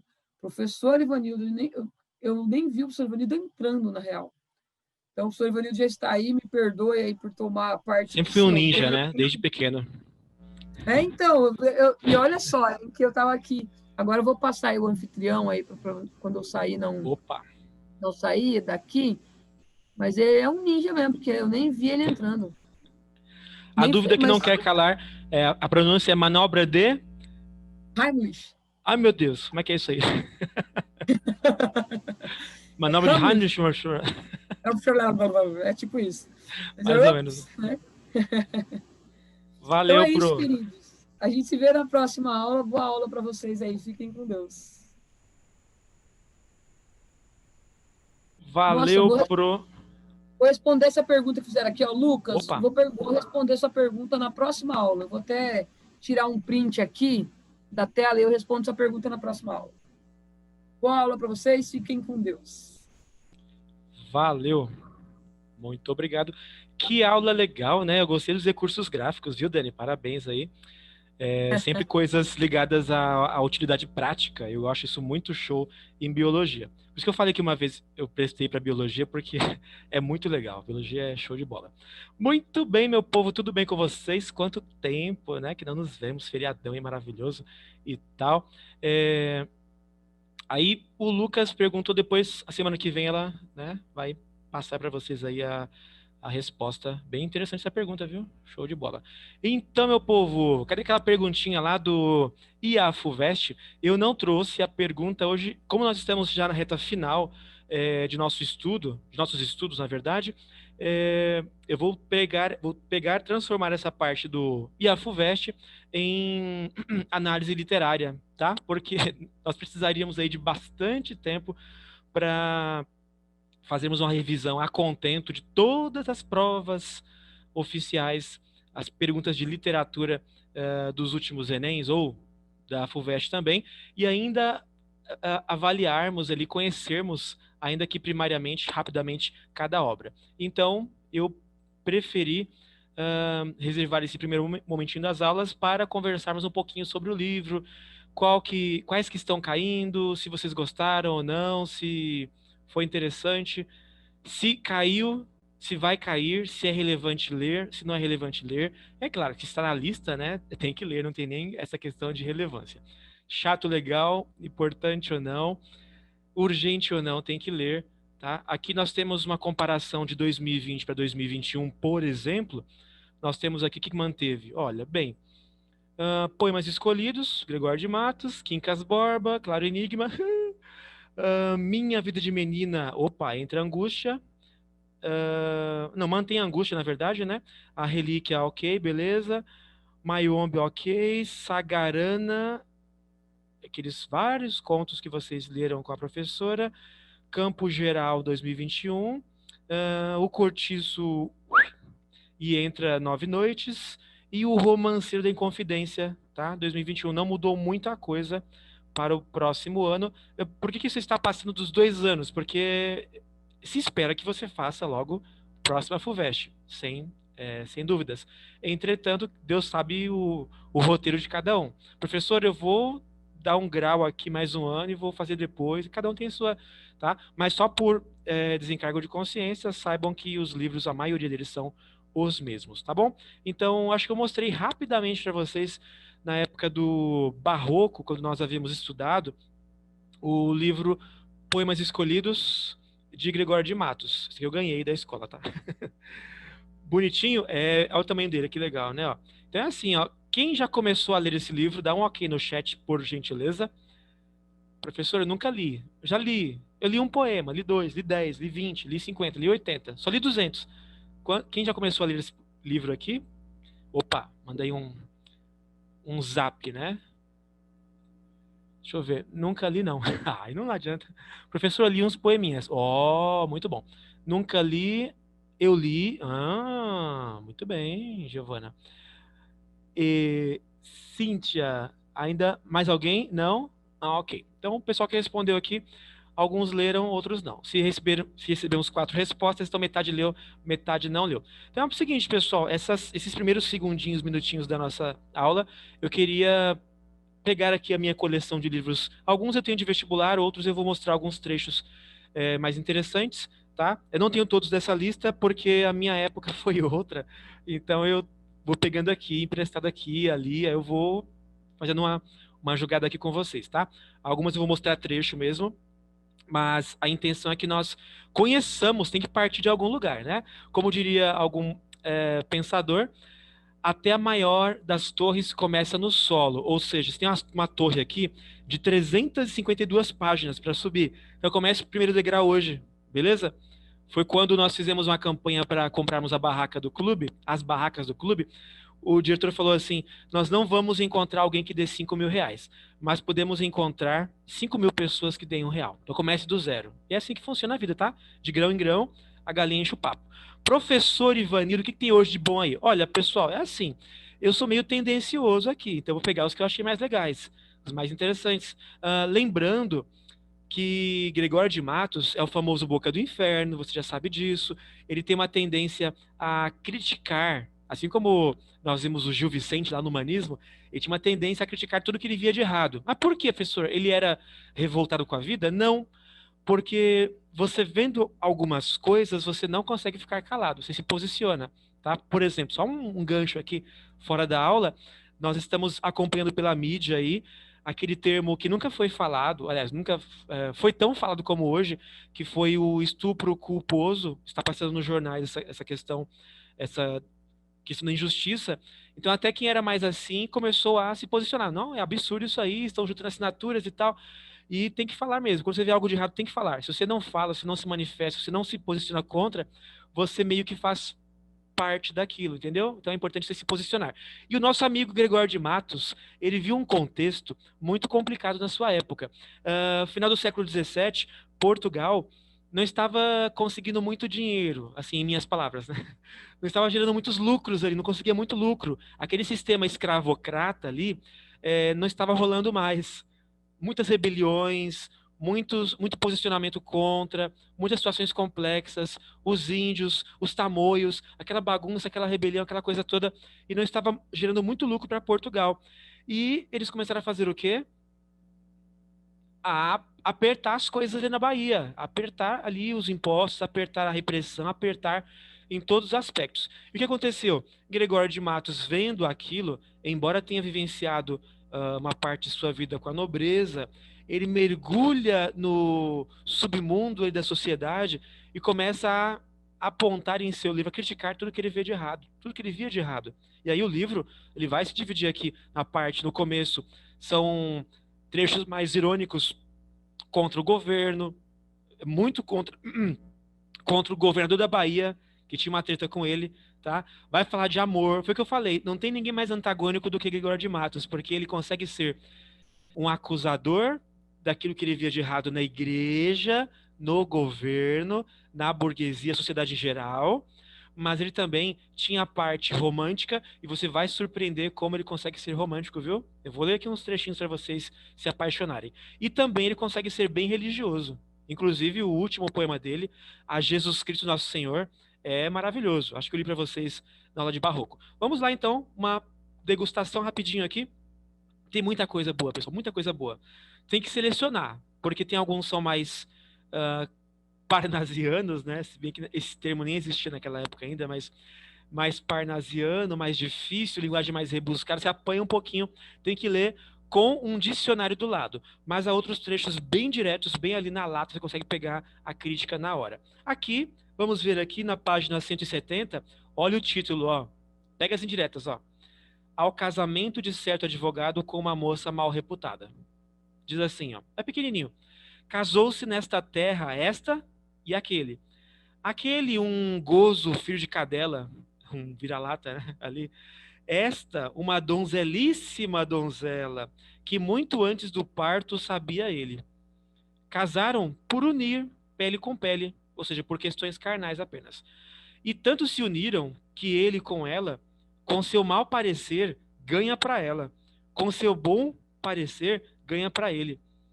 Deram-lhe dote muitos mil cruzados, excelentes alfaias, alfaias são móveis, utensílios, bons adornos, de que estão os seus quartos bem ornados, bem enfeitados. E por final, ó, por sinal que na porta e seus contornos um dia amanheceram bem contados 3 bacias de trampa, trampa é cocô, tá?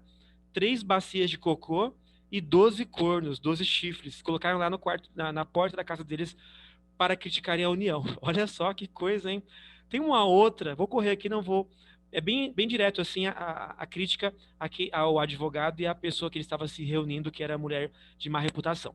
Tem um outro pequeniníssimo que diz assim, ó.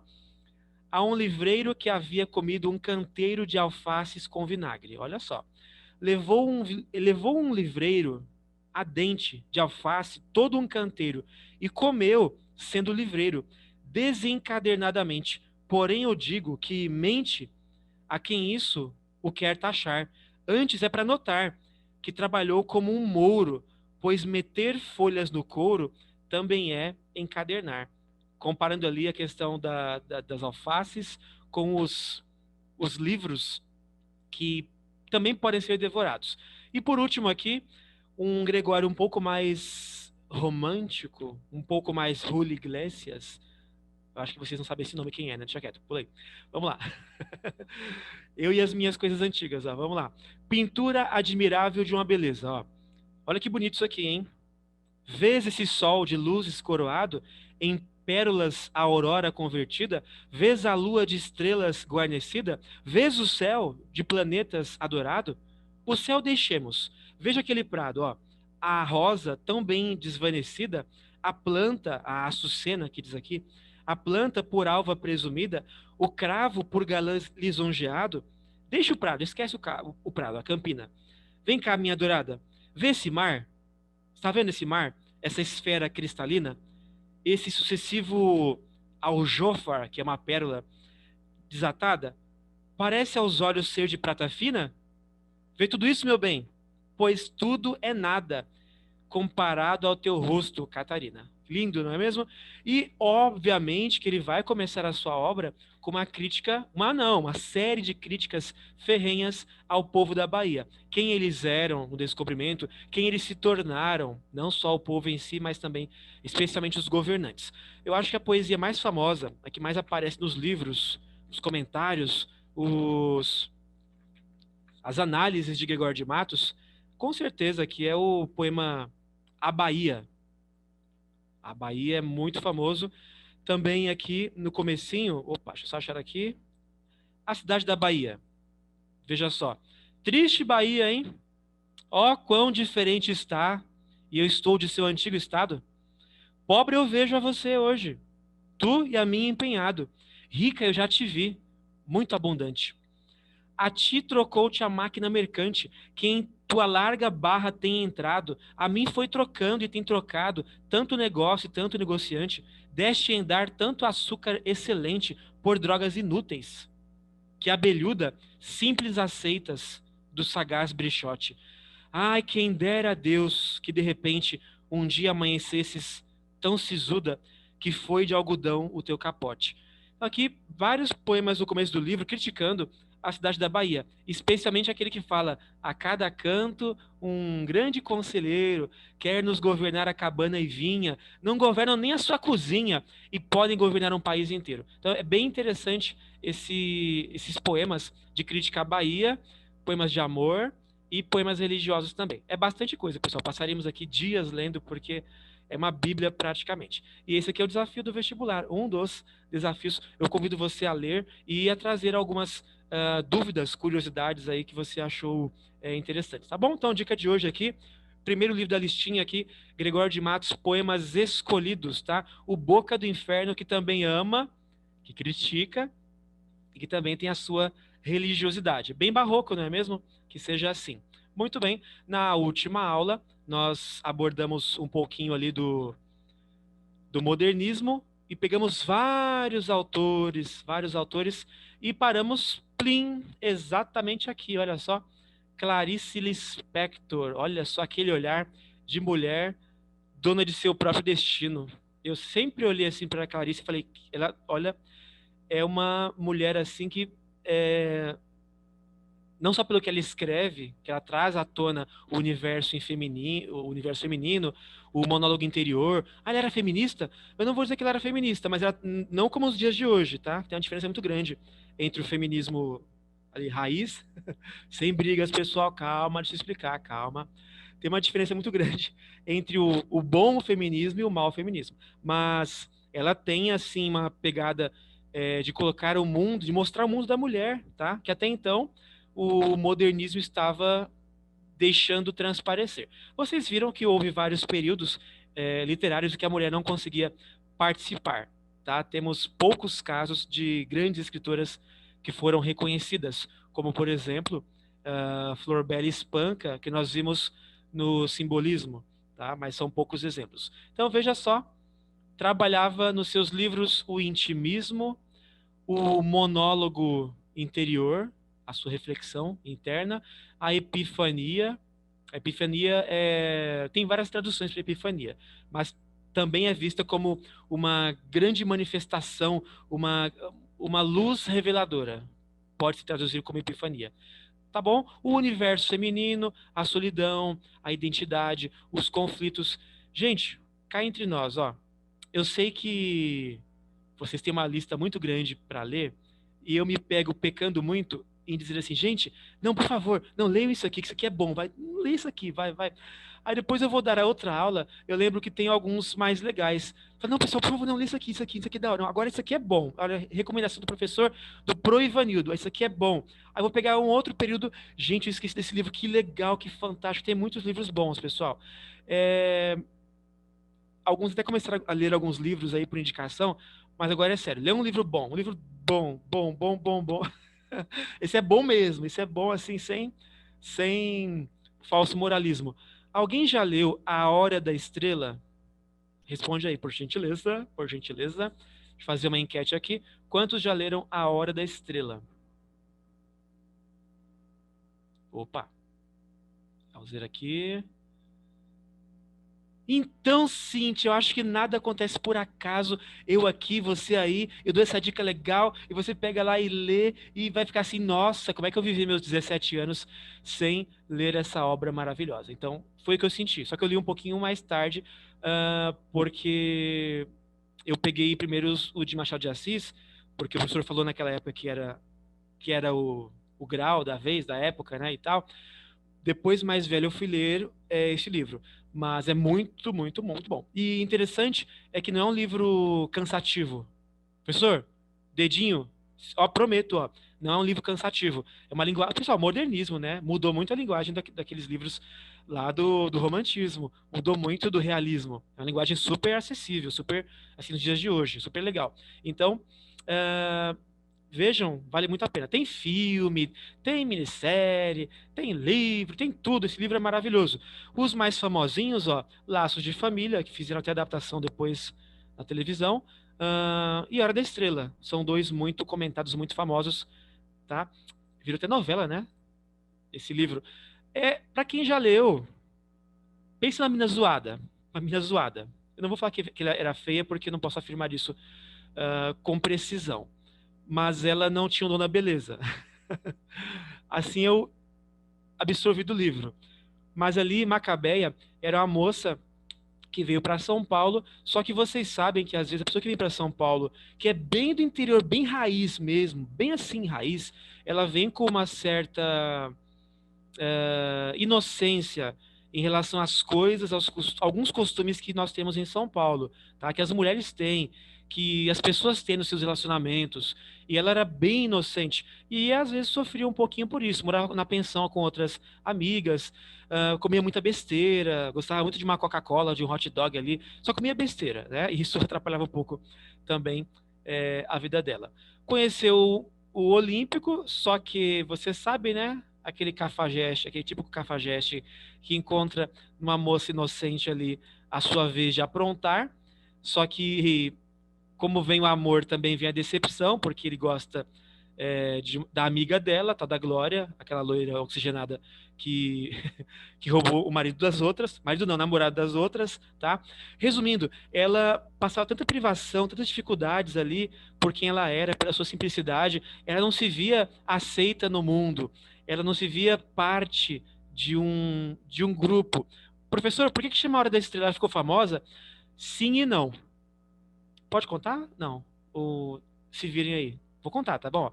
A Hora da Estrela, ela era tão assim, ó, olha minha mãozinha aqui, ó, sem importância na sua visão de mundo, que o único momento em que alguém olha para ela, assim, nossa, alguém está ali, olha só para ela, é quando ela é atropelada. Só essa hora que alguém dá atenção para ela, atenção assim humana, alguém repara na existência dela.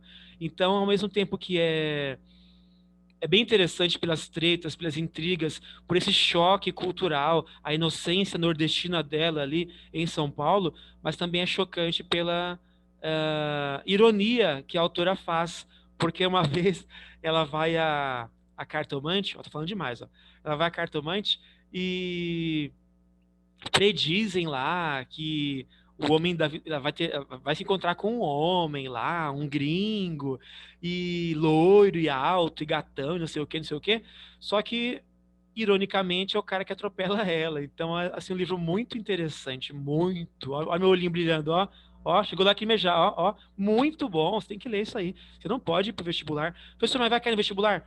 Não, esse livro é aquele que você lê assim, entre este e os seus livros pessoais. Você pega esse aí, Hora da Estrela, e ó, manda ver, porque é uma obra fantástica. Não quer dizer também que algum outro vestibular não tenha pedido já. É um grande clássico, tá bom? Então, se estou assim insistindo é porque ele é muito bom, já faz parte da nossa cultura naturalmente, beleza? Então, uma obra maravilhosa de Clarice Lispector. Algumas frases que ela brilhantemente mencionou em sua poesia: passei a vida tentando corrigir os erros que cometi na minha ânsia de acertar. Ah, eu acho que eu já falei isso alguma vez sem perceber. Eu errei tentando acertar. Pois é, Clarice Lispector. Opa, já virou frase cultural. Até onde posso, vou deixando o melhor de mim. Se alguém não viu, foi porque não me sentiu com o coração. Interessante também essa citação.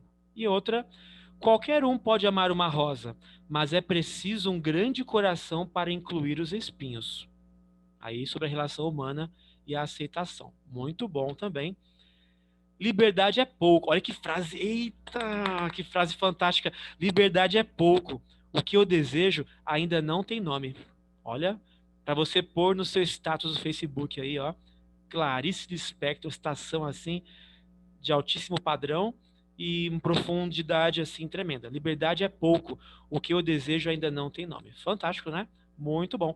Vocês viram então na última aula que o modernismo vai se dividir em três fases, tá? Assim como o romantismo, tem três fases. A primeira geração, que é aquele choque, aquela destruição, como eu falei na última aula, tá? Então tem irreverência, tem escândalo, tem Oswald de Andrade, o menino zoeiro. Lembra que eu falei dele também na última aula? Oswald de Andrade, beleza?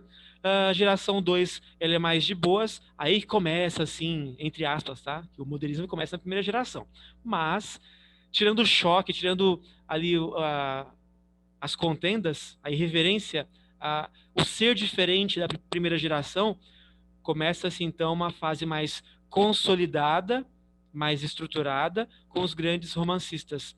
E a terceira geração, que tem um monte de autores, eles até chamaram, segundo na última aula eu falei também, de neomodernismo. Ah, por quê? o pós-modernismo. Por quê? Porque tinha, às vezes, alguns resquícios de literaturas anteriores e também porque já estávamos entrando ali na literatura contemporânea. Aí, a partir de agora, não tem mais aquelas regras formais que nós seguimos desde o trovadorismo até o romantismo. Embora o romantismo pregue liberdade de escolha, liberdade de criação.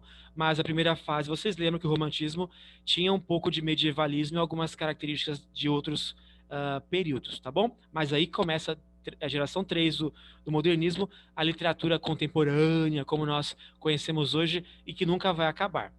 Assim, eu imagino, a não ser que aconteça uma coisa mundial muito forte que venha direcionar todo o pensamento literário para aquilo. Aí sim, aí se quebra o contemporâneo e vira alguma outra coisa. Mas a lógica diz que contemporâneo nunca vai acabar, porque até o fim dos tempos, até Jesus voltar, né? Vamos lá então, algumas questões sobre o modernismo, de acordo com o que vimos na última aula. Essa é do Enem de 2013, a propósito bem curiosa, bem interessante. Aqui diz assim, ó: país do futebol. Perdão, primeiramente brasilidade em construção, país do futebol. A Europa curvou-se ante o Brasil. 7-2, 3-1, a injustiça de 7, ok? 4-0, 2-1, 2-0, 3-1 e meia dúzia na cabeça dos portugueses. Meia dúzia igual a 6, obviamente. Vitórias do clube paulistano. Beleza. Então a pergunta é a seguinte, ó: o poema de Oswald de Andrade remonta à ideia de que a brasilidade está relacionada a futebol. Isso é verdade, até os dias de hoje. O brasileiro só lembra de bater no peito quando é Copa do Mundo. Fora isso, que se dane, desculpe a palavra aqui, né? Mas que se dane o nacionalismo, o patriotismo. Ai, não, isso é fanatismo. Isso é coisa de louco, né? Mas quando é futebol, canto nacional e bate no peito. Essa brasilidade, desde aquela época, está relacionada ao futebol, beleza? Quanto à questão de identidade nacional, as anotações em torno dos versos constituem, traduzindo a pergunta, em relação à identidade sua como brasileiro, para que servem essas anotações que ele faz na poesia? Ele pega a poesia, brasilidade em construção, anota um monte de coisas lá, e essa anotação constitui o quê? Traz uma ideia de quê? Opa, já responderam aqui. Que beleza. Responderam letra A por enquanto. Muito bom. Vamos ver. Exatamente, ó. Direcionamentos possíveis para uma leitura crítica de dados histórico-culturais, ok? Então, o país do futebol tem uma visão própria, mas ela é reconstruída, uma questão histórico-cultural, pelo autor. Beleza. Essa foi do Enem de 2013, faz um tempinho já, mas... Depois, leiam os comentários aqui da questão que foram colocados. Eu vou disponibilizar lá no site onde vocês pegam as aulas também, tá bom? Questão 2 aqui, Enem 2012, o trovador. Você lembra muito bem o que é um trovador, né? Nós não tivemos aula de trovadorismo, mas o trovador é um poeta cantor. Vamos lá? Sentimentos em mim do asperamente dos homens das primeiras eras, as primaveras do sarcasmo, intermitentemente no meu coração arlequinal, intermitentemente, outras vezes é um doente, um frio na minha alma doente, como um longo som redondo, cantabona, cantabona, dlom, som, sou, né? Sou um tupi tangendo um alaúde. Ok, vamos ver aqui a pergunta, né? Cara ao modernismo, a questão da identidade nacional é recorrente na prosa e na poesia de Mário de Andrade.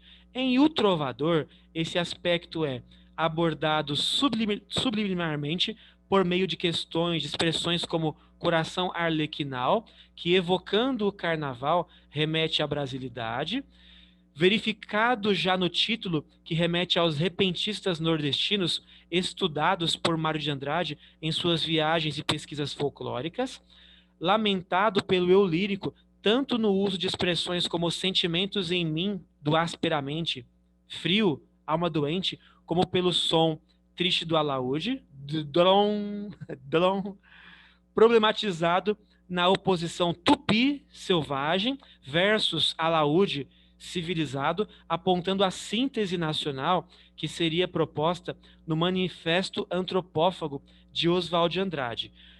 Letra E, exaltado pelo eu lírico, que evoca sentimentos dos homens das primeiras eras para mostrar o orgulho brasileiro por suas raízes indígenas. Volta aqui rapidão, só para você ler de novo, porque é bem grande a questão, e aí, de repente, alguém quer retomar aqui.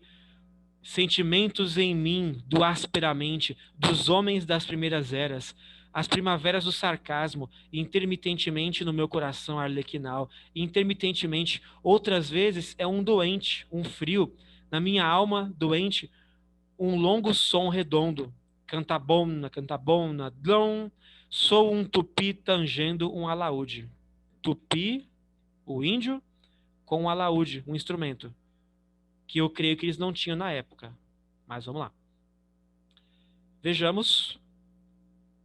Esse aspecto da identidade nacional é abordado subliminarmente, verificado já no título, porque relembra os repentistas nordestinos, lamentado pelo eu lírico, tanto no uso de expressões como sentimentos em mim, ou problematizado na oposição tupi, que é selvagem, e alaúde, civilizado, apontando a síntese nacional, que seria a proposta do Manifesto Antropófago, ou exaltado pelo eu lírico, que evoca os sentimentos dos homens das primeiras eras para mostrar o orgulho brasileiro de suas raízes indígenas.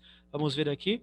Essa é um pouquinho mais complexa, não é mesmo? Para quem gosta de uma questão mais hardcore. Aqui chegou, por enquanto, a letra E. A letra D, na verdade, o gabarito, ó, ele problematiza o tupi, que é o selvagem, com o alaúde, que é civilizado, apontando a síntese nacional, que seria proposta no Manifesto Antropófago, de Oswald de Andrade. Esse Manifesto Antropófago já dá uma outra aula, tá? Que é bem extenso o assunto. Por que antropófago? Tem diferença de antropófago para antropólogo? Tem. Antropólogo que estuda o ser humano. Antropófago é canibal. Mas por que Manifesto Canibal, de Oswald de Andrade? Lembra do rapaz zoeiro do modernismo? Pois é, já vai se acostumando aí, que garoto é zoeiro. Nesse manifesto, ele vai abordar a comparar a aquisição de uma linguagem à antropofagia, a comer da nova carne da língua, tá bom? Então não é comer a pessoa literalmente, não. Não, não é esse canibal, não. É uma comparação do ser que adquire uma nova linguagem a devorando, tá bom? E esse processo acontece naturalmente com uma colonização, por exemplo, ou com mistura de vários povos. Beleza? Questão 2, então. Maravilha. Letra D. Ó, depois vocês vejam os comentários que eu vou postar lá. Bonitinho, passo a passo. Próximo texto, vício na fala. Opa, nosso garoto Oswald de Andrade. Eu falo garoto porque tem uma carinha de garotinho travesso. Para dizerem milho, dizem mio. Para melhor dizerem mió, para pior, pior. Para telha, dizem teia. Para telhado, dizem telhado. E vão fazendo telhados. Entendeu? A crítica, ó, para dizerem milho, dizem mio. Para melhor, dizem mió. Para pior, pior. Para telha, dizem teia. Igual nossos avós falam, sabe assim? E vão fazendo telhados em cima dessa construção. E vão tocando o barco. Beleza. A pergunta é a seguinte, ó. Sobre o poema de Oswald de Andrade, julgue as seguintes proposições, as afirmações, ó. O poema de Oswald de Andrade volta-se contra o preconceito linguístico e nos chama a atenção para a necessidade de uma espécie de ética linguística, pautada na diferença entre as línguas, nesse caso, em uma língua única. 2. O poema critica a maneira de falar do povo brasileiro, sobretudo das classes incultas que desconhecem o nível formal da língua. 3. Para ele, os falantes que dizem mió, mio, né, milho, mió, pió, teia, teiado. De certa forma, constroem um telhado, ou seja, criam novas formas de pronúncia que se sobressaem. Em muitos casos, a norma culta se destacam em relação à norma culta. E por último, a palavra vício, encontrada no título do poema, denota, apresenta certo preconceito linguístico do autor, que julga a norma culta superior ao coloquialismo presente na fala das pessoas menos esclarecidas. A propósito, nem todo mundo teve a chance de estudar como vocês tiveram. Então, dessas opções que aqui nós apresentamos, qual ou quais estariam certas? Uma questãozinha bem interessante também, bem montadinha, bem assim raciocinada. Muito bem. Olha, Cíntia, uma salva de palmas para Cíntia, gente. Muito bom, Cíntia. Olha que legal. A 1 e a 3 estão corretas, tá? Ele se volta contra o preconceito linguístico, nos chama a atenção para a necessidade de uma ética linguística que respeite as diferenças, tá? Não é para você bater no seu pai, na sua mãe, no seu amigo. Seu burro, você está falando melhor, é melhor, melhor. Já viu aquela moça, que é professora de português, uma loirinha, que eu esqueci o nome, que bate na mesa e fala, não é assim, é daquele jeito. Já viu? Doidinha, né? Eu racho o bico. Então não é pra você fazer isso não, tá? Aqui o Oswald de Andrade, ele se volta contra o preconceito, mas chama atenção para a diferença. Existe a diferença. Vamos orientar? Vamos, mas existem diferenças. E diferença depende do seu contexto, de onde você foi criado, de que escola você estudou, assim por diante. Depois aqui, a 3 também, beleza, ó. Quando você fala mió, pió, teia, teiado, é como se fosse uma nova gramática, como se fosse uma nova língua portuguesa, tá bom? Se você for para Uruguaiana, por exemplo, no Rio Grande do Sul, ali, você quase não entende o português, porque é muita mistura pesada, com os alemães ali, com os italianos e tudo mais. Então é interessante. Ah, mas ele fala errado. Não, não dá para julgar quem fala certo. É claro que a língua portuguesa tem a norma culta, é ela quem seguimos para o vestibular. Mas na fala, o assunto é longo, o assunto é muito longo, tá bom? Então, 1 e 3, muito bem, vamos para a próxima. Muito boa essa questão. Depois leiam os comentários, tá, pessoal? Porque se você ficar assim, ó, chutando resposta, ou então só lendo aí quietinho, não tem graça. Eu vou mandar esse material, você pegue cada questão que eu passei aqui. Ai, mas eu queria mais uma coisa mais aprofundada sobre esse assunto. Tem lá todo um comentário ali, que não dá tempo de fazermos assim, passo a passo, cada uma dessas abordagens, tá bom? Mas bem explicadinho, depois leiam com mais calma, ok? Na questão 4 aqui temos assinale a alternativa em que se encontram preocupações estéticas da primeira geração modernista. Lembra a geração que trouxe o atrito, que foi como eu chamei na última aula, de destruição, a destruição das formas antigas e viciantes? Pois é. Então vamos lá. Questão 4, assinale a alternativa em que se encontram preocupações estéticas da primeira geração modernista.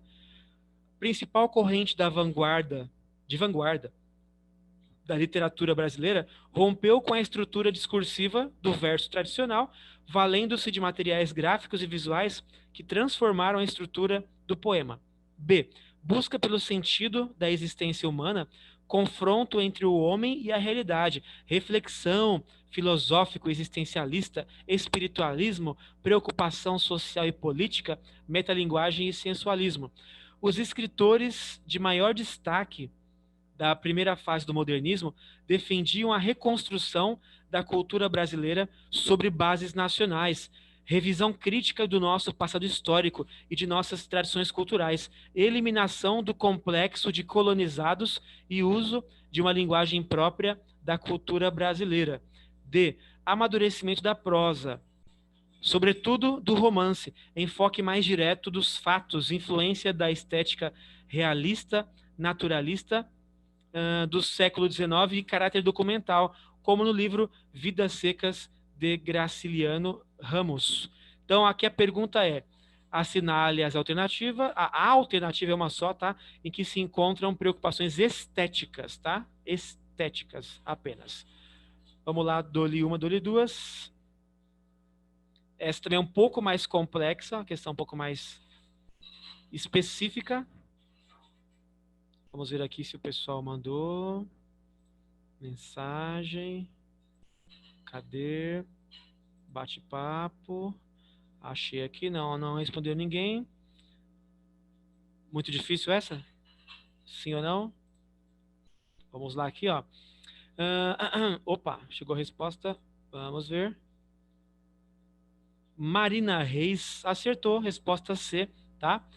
Reconstrução da cultura brasileira sobre bases nacionais, revisão crítica de nosso passado histórico e de nossas tradições culturais, eliminação do complexo de colonizados e uso de uma linguagem própria da cultura brasileira. Mas que linguagem que é essa? É a linguagem regionalista, como na última aula mencionei, tá? Livros como Vidas Secas, livros como, por exemplo, Vida e Morte Severina, de Euclides da Cunha também, ali os Sertões, eles vão trazer uma linguagem própria da cultura brasileira. Beleza?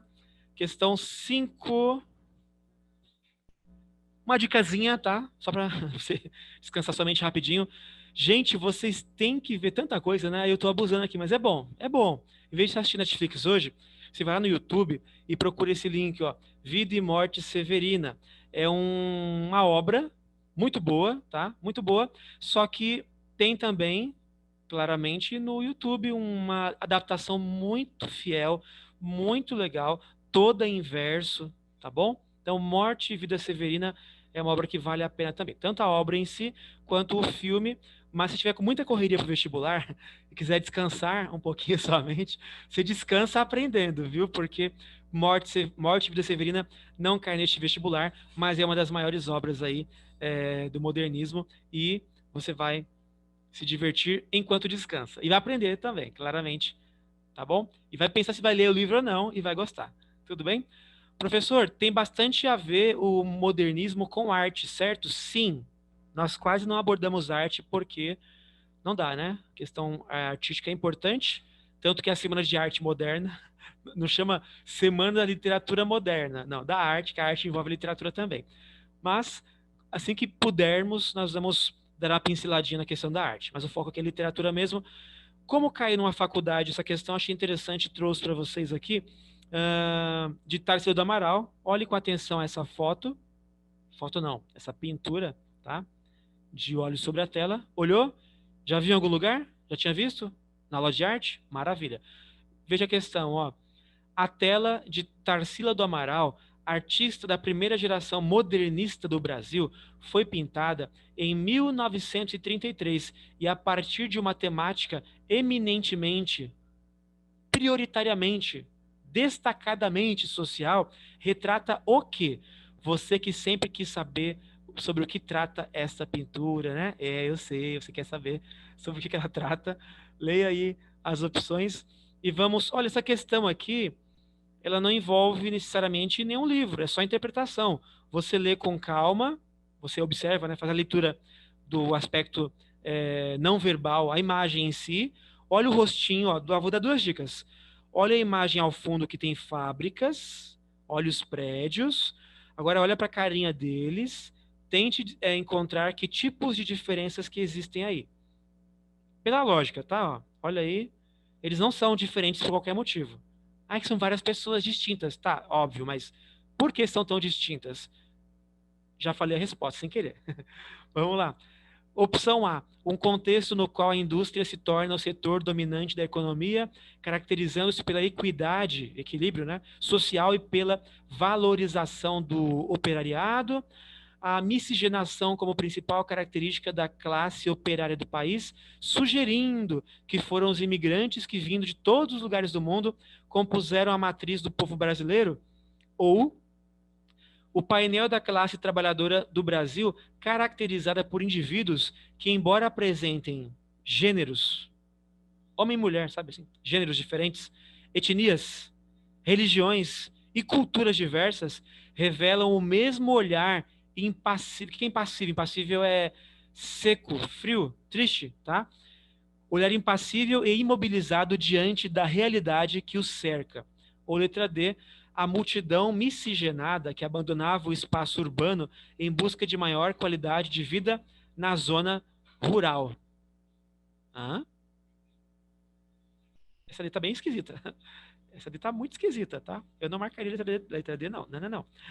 A desigualdade que se estabelece no corpo social que se formava ao longo do processo de imigração para a industrialização nacional. Mais ou menos, mais ou menos. Vamos ver aqui que responderam os meus amigos da arte. Professor, acho que a letra C. Uma pessoa respondeu. Exatamente, parabéns, muito bom, tá? Várias etnias, várias religiões, culturas diversas, todos com o mesmo olhar impassível, frio, seco, sem sentimento e a incerteza do futuro. Tem um carinha que parece Celso Russomano aqui no meio, acha aí. Engraçado. Vamos lá, próxima questão. Questão 6. Ah, essa é facinha, essa é facinha. Oswald de Andrade, A Infância. O camisolão, o jarro, o passarinho, o oceano, a visita na casa que a gente sentava no sofá. O modernismo, em sua primeira fase, foi um movimento polêmico e destruidor. Qual das alternativas abaixo contém uma característica encontrada no texto que justifica essa afirmativa? Ausência de exatidão formal e conectivos, não retratação objetiva da realidade por meio do uso de símbolos, certo irracionalismo, presença forte de uma certa musicalidade. Vamos ver. Vocês aprenderam muito bem em língua portuguesa o que é conectivo, qual é a função deles. Olha só, parabéns, professores de português aí. Professoras, professores de português que passaram. Conectivo é essencial em qualquer texto. Na poesia você pode até usar sem nenhum conectivo. Mas para quem não sabe, conectivo são as conjunções ou elementos que eu uso, que eu posso usar num poema, num texto, para fazer uma ponte entre as palavras, entre os parágrafos. E as informações estão secas, ali, ó, tum, tum, tum, tum, bem sequinhas, sem conectivo, evidenciando, então, isso que vocês marcaram, a ausência de exatidão formal e conectivos. Muito bom. Questão 7. Ó, Macunaíma é uma obra da primeira geração modernista, cujo autor, Mário de Andrade, foi um dos mentores da Semana de Arte Moderna em 1922. A respeito dessa obra, em relação à primeira fase do modernismo, podemos afirmar o quê? Buscou uma maior aproximação com a realidade ao descrever os costumes, as relações sociais e a crise das instituições. Pessoal, um detalhezinho antes de continuar, é assim, ó. A última aula que eu dei, quinta-feira passada, tinha muita informação. Então, as características de cada autor, a sua abordagem, o contexto e tal, devem ser relidas, tá?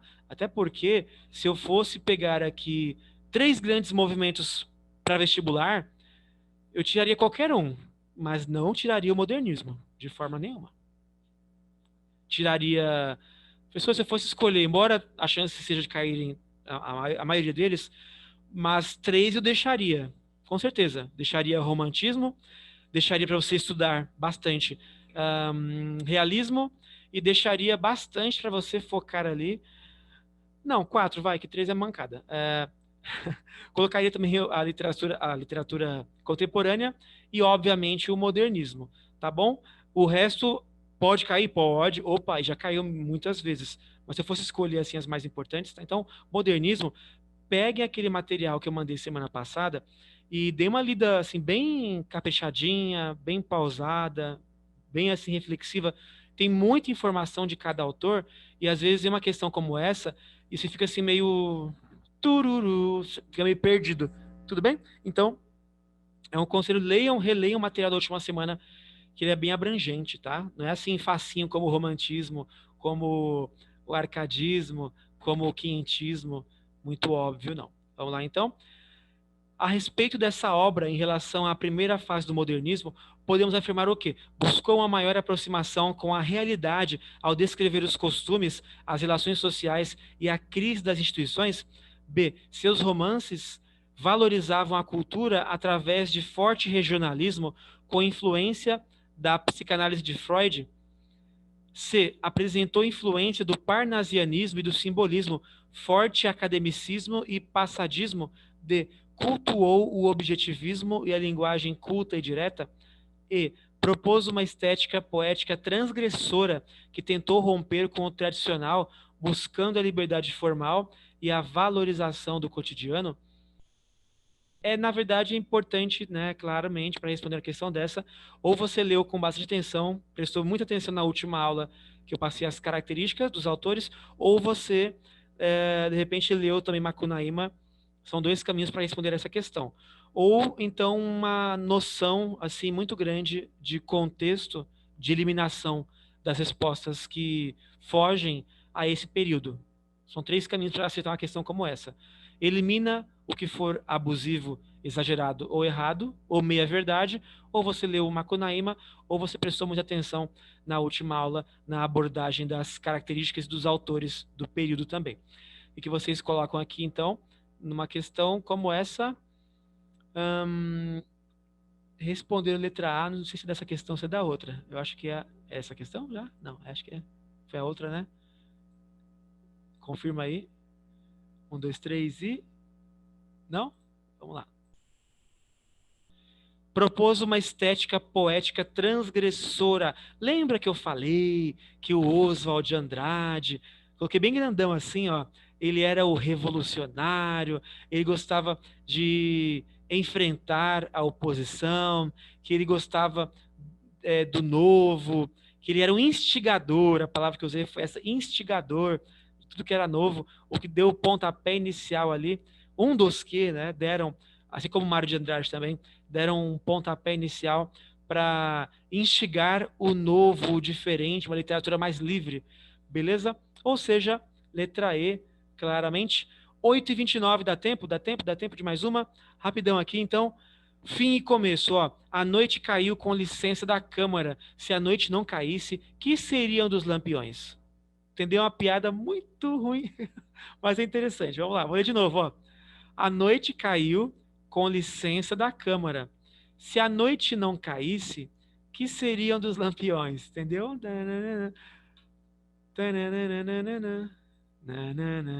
Vamos lá. Um traço estilístico presente em poetas da primeira fase do modernismo no Brasil, que se observa nesse poema, é o uso de elementos descritivos, um vocábulo arcaico, rimas emparelhadas. Cadê a rima? Poxa, rima? Deixa eu ver. Ué, rima? Tô vendo rima não.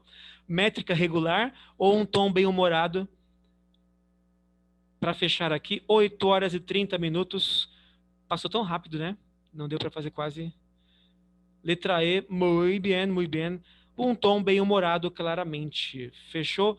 Meus amigos, 8h31. Parei na questão 8, havia trazido 18 questões, tá? Mas na próxima aula, claramente, nós vamos continuar abordando. E modernismo, quanto mais nós formos abordando, mais vamos conhecendo as características, as curiosidades, os autores, de tanto falar Oswald de Andrade, Mário de Andrade, Clarice Lispector, e for falando, mais nós vamos mentalizar, vamos guardar, vamos memorizar aqui essas características, esses autores e as suas curiosidades. Tá bom? Meus amigos, alguma perguntinha?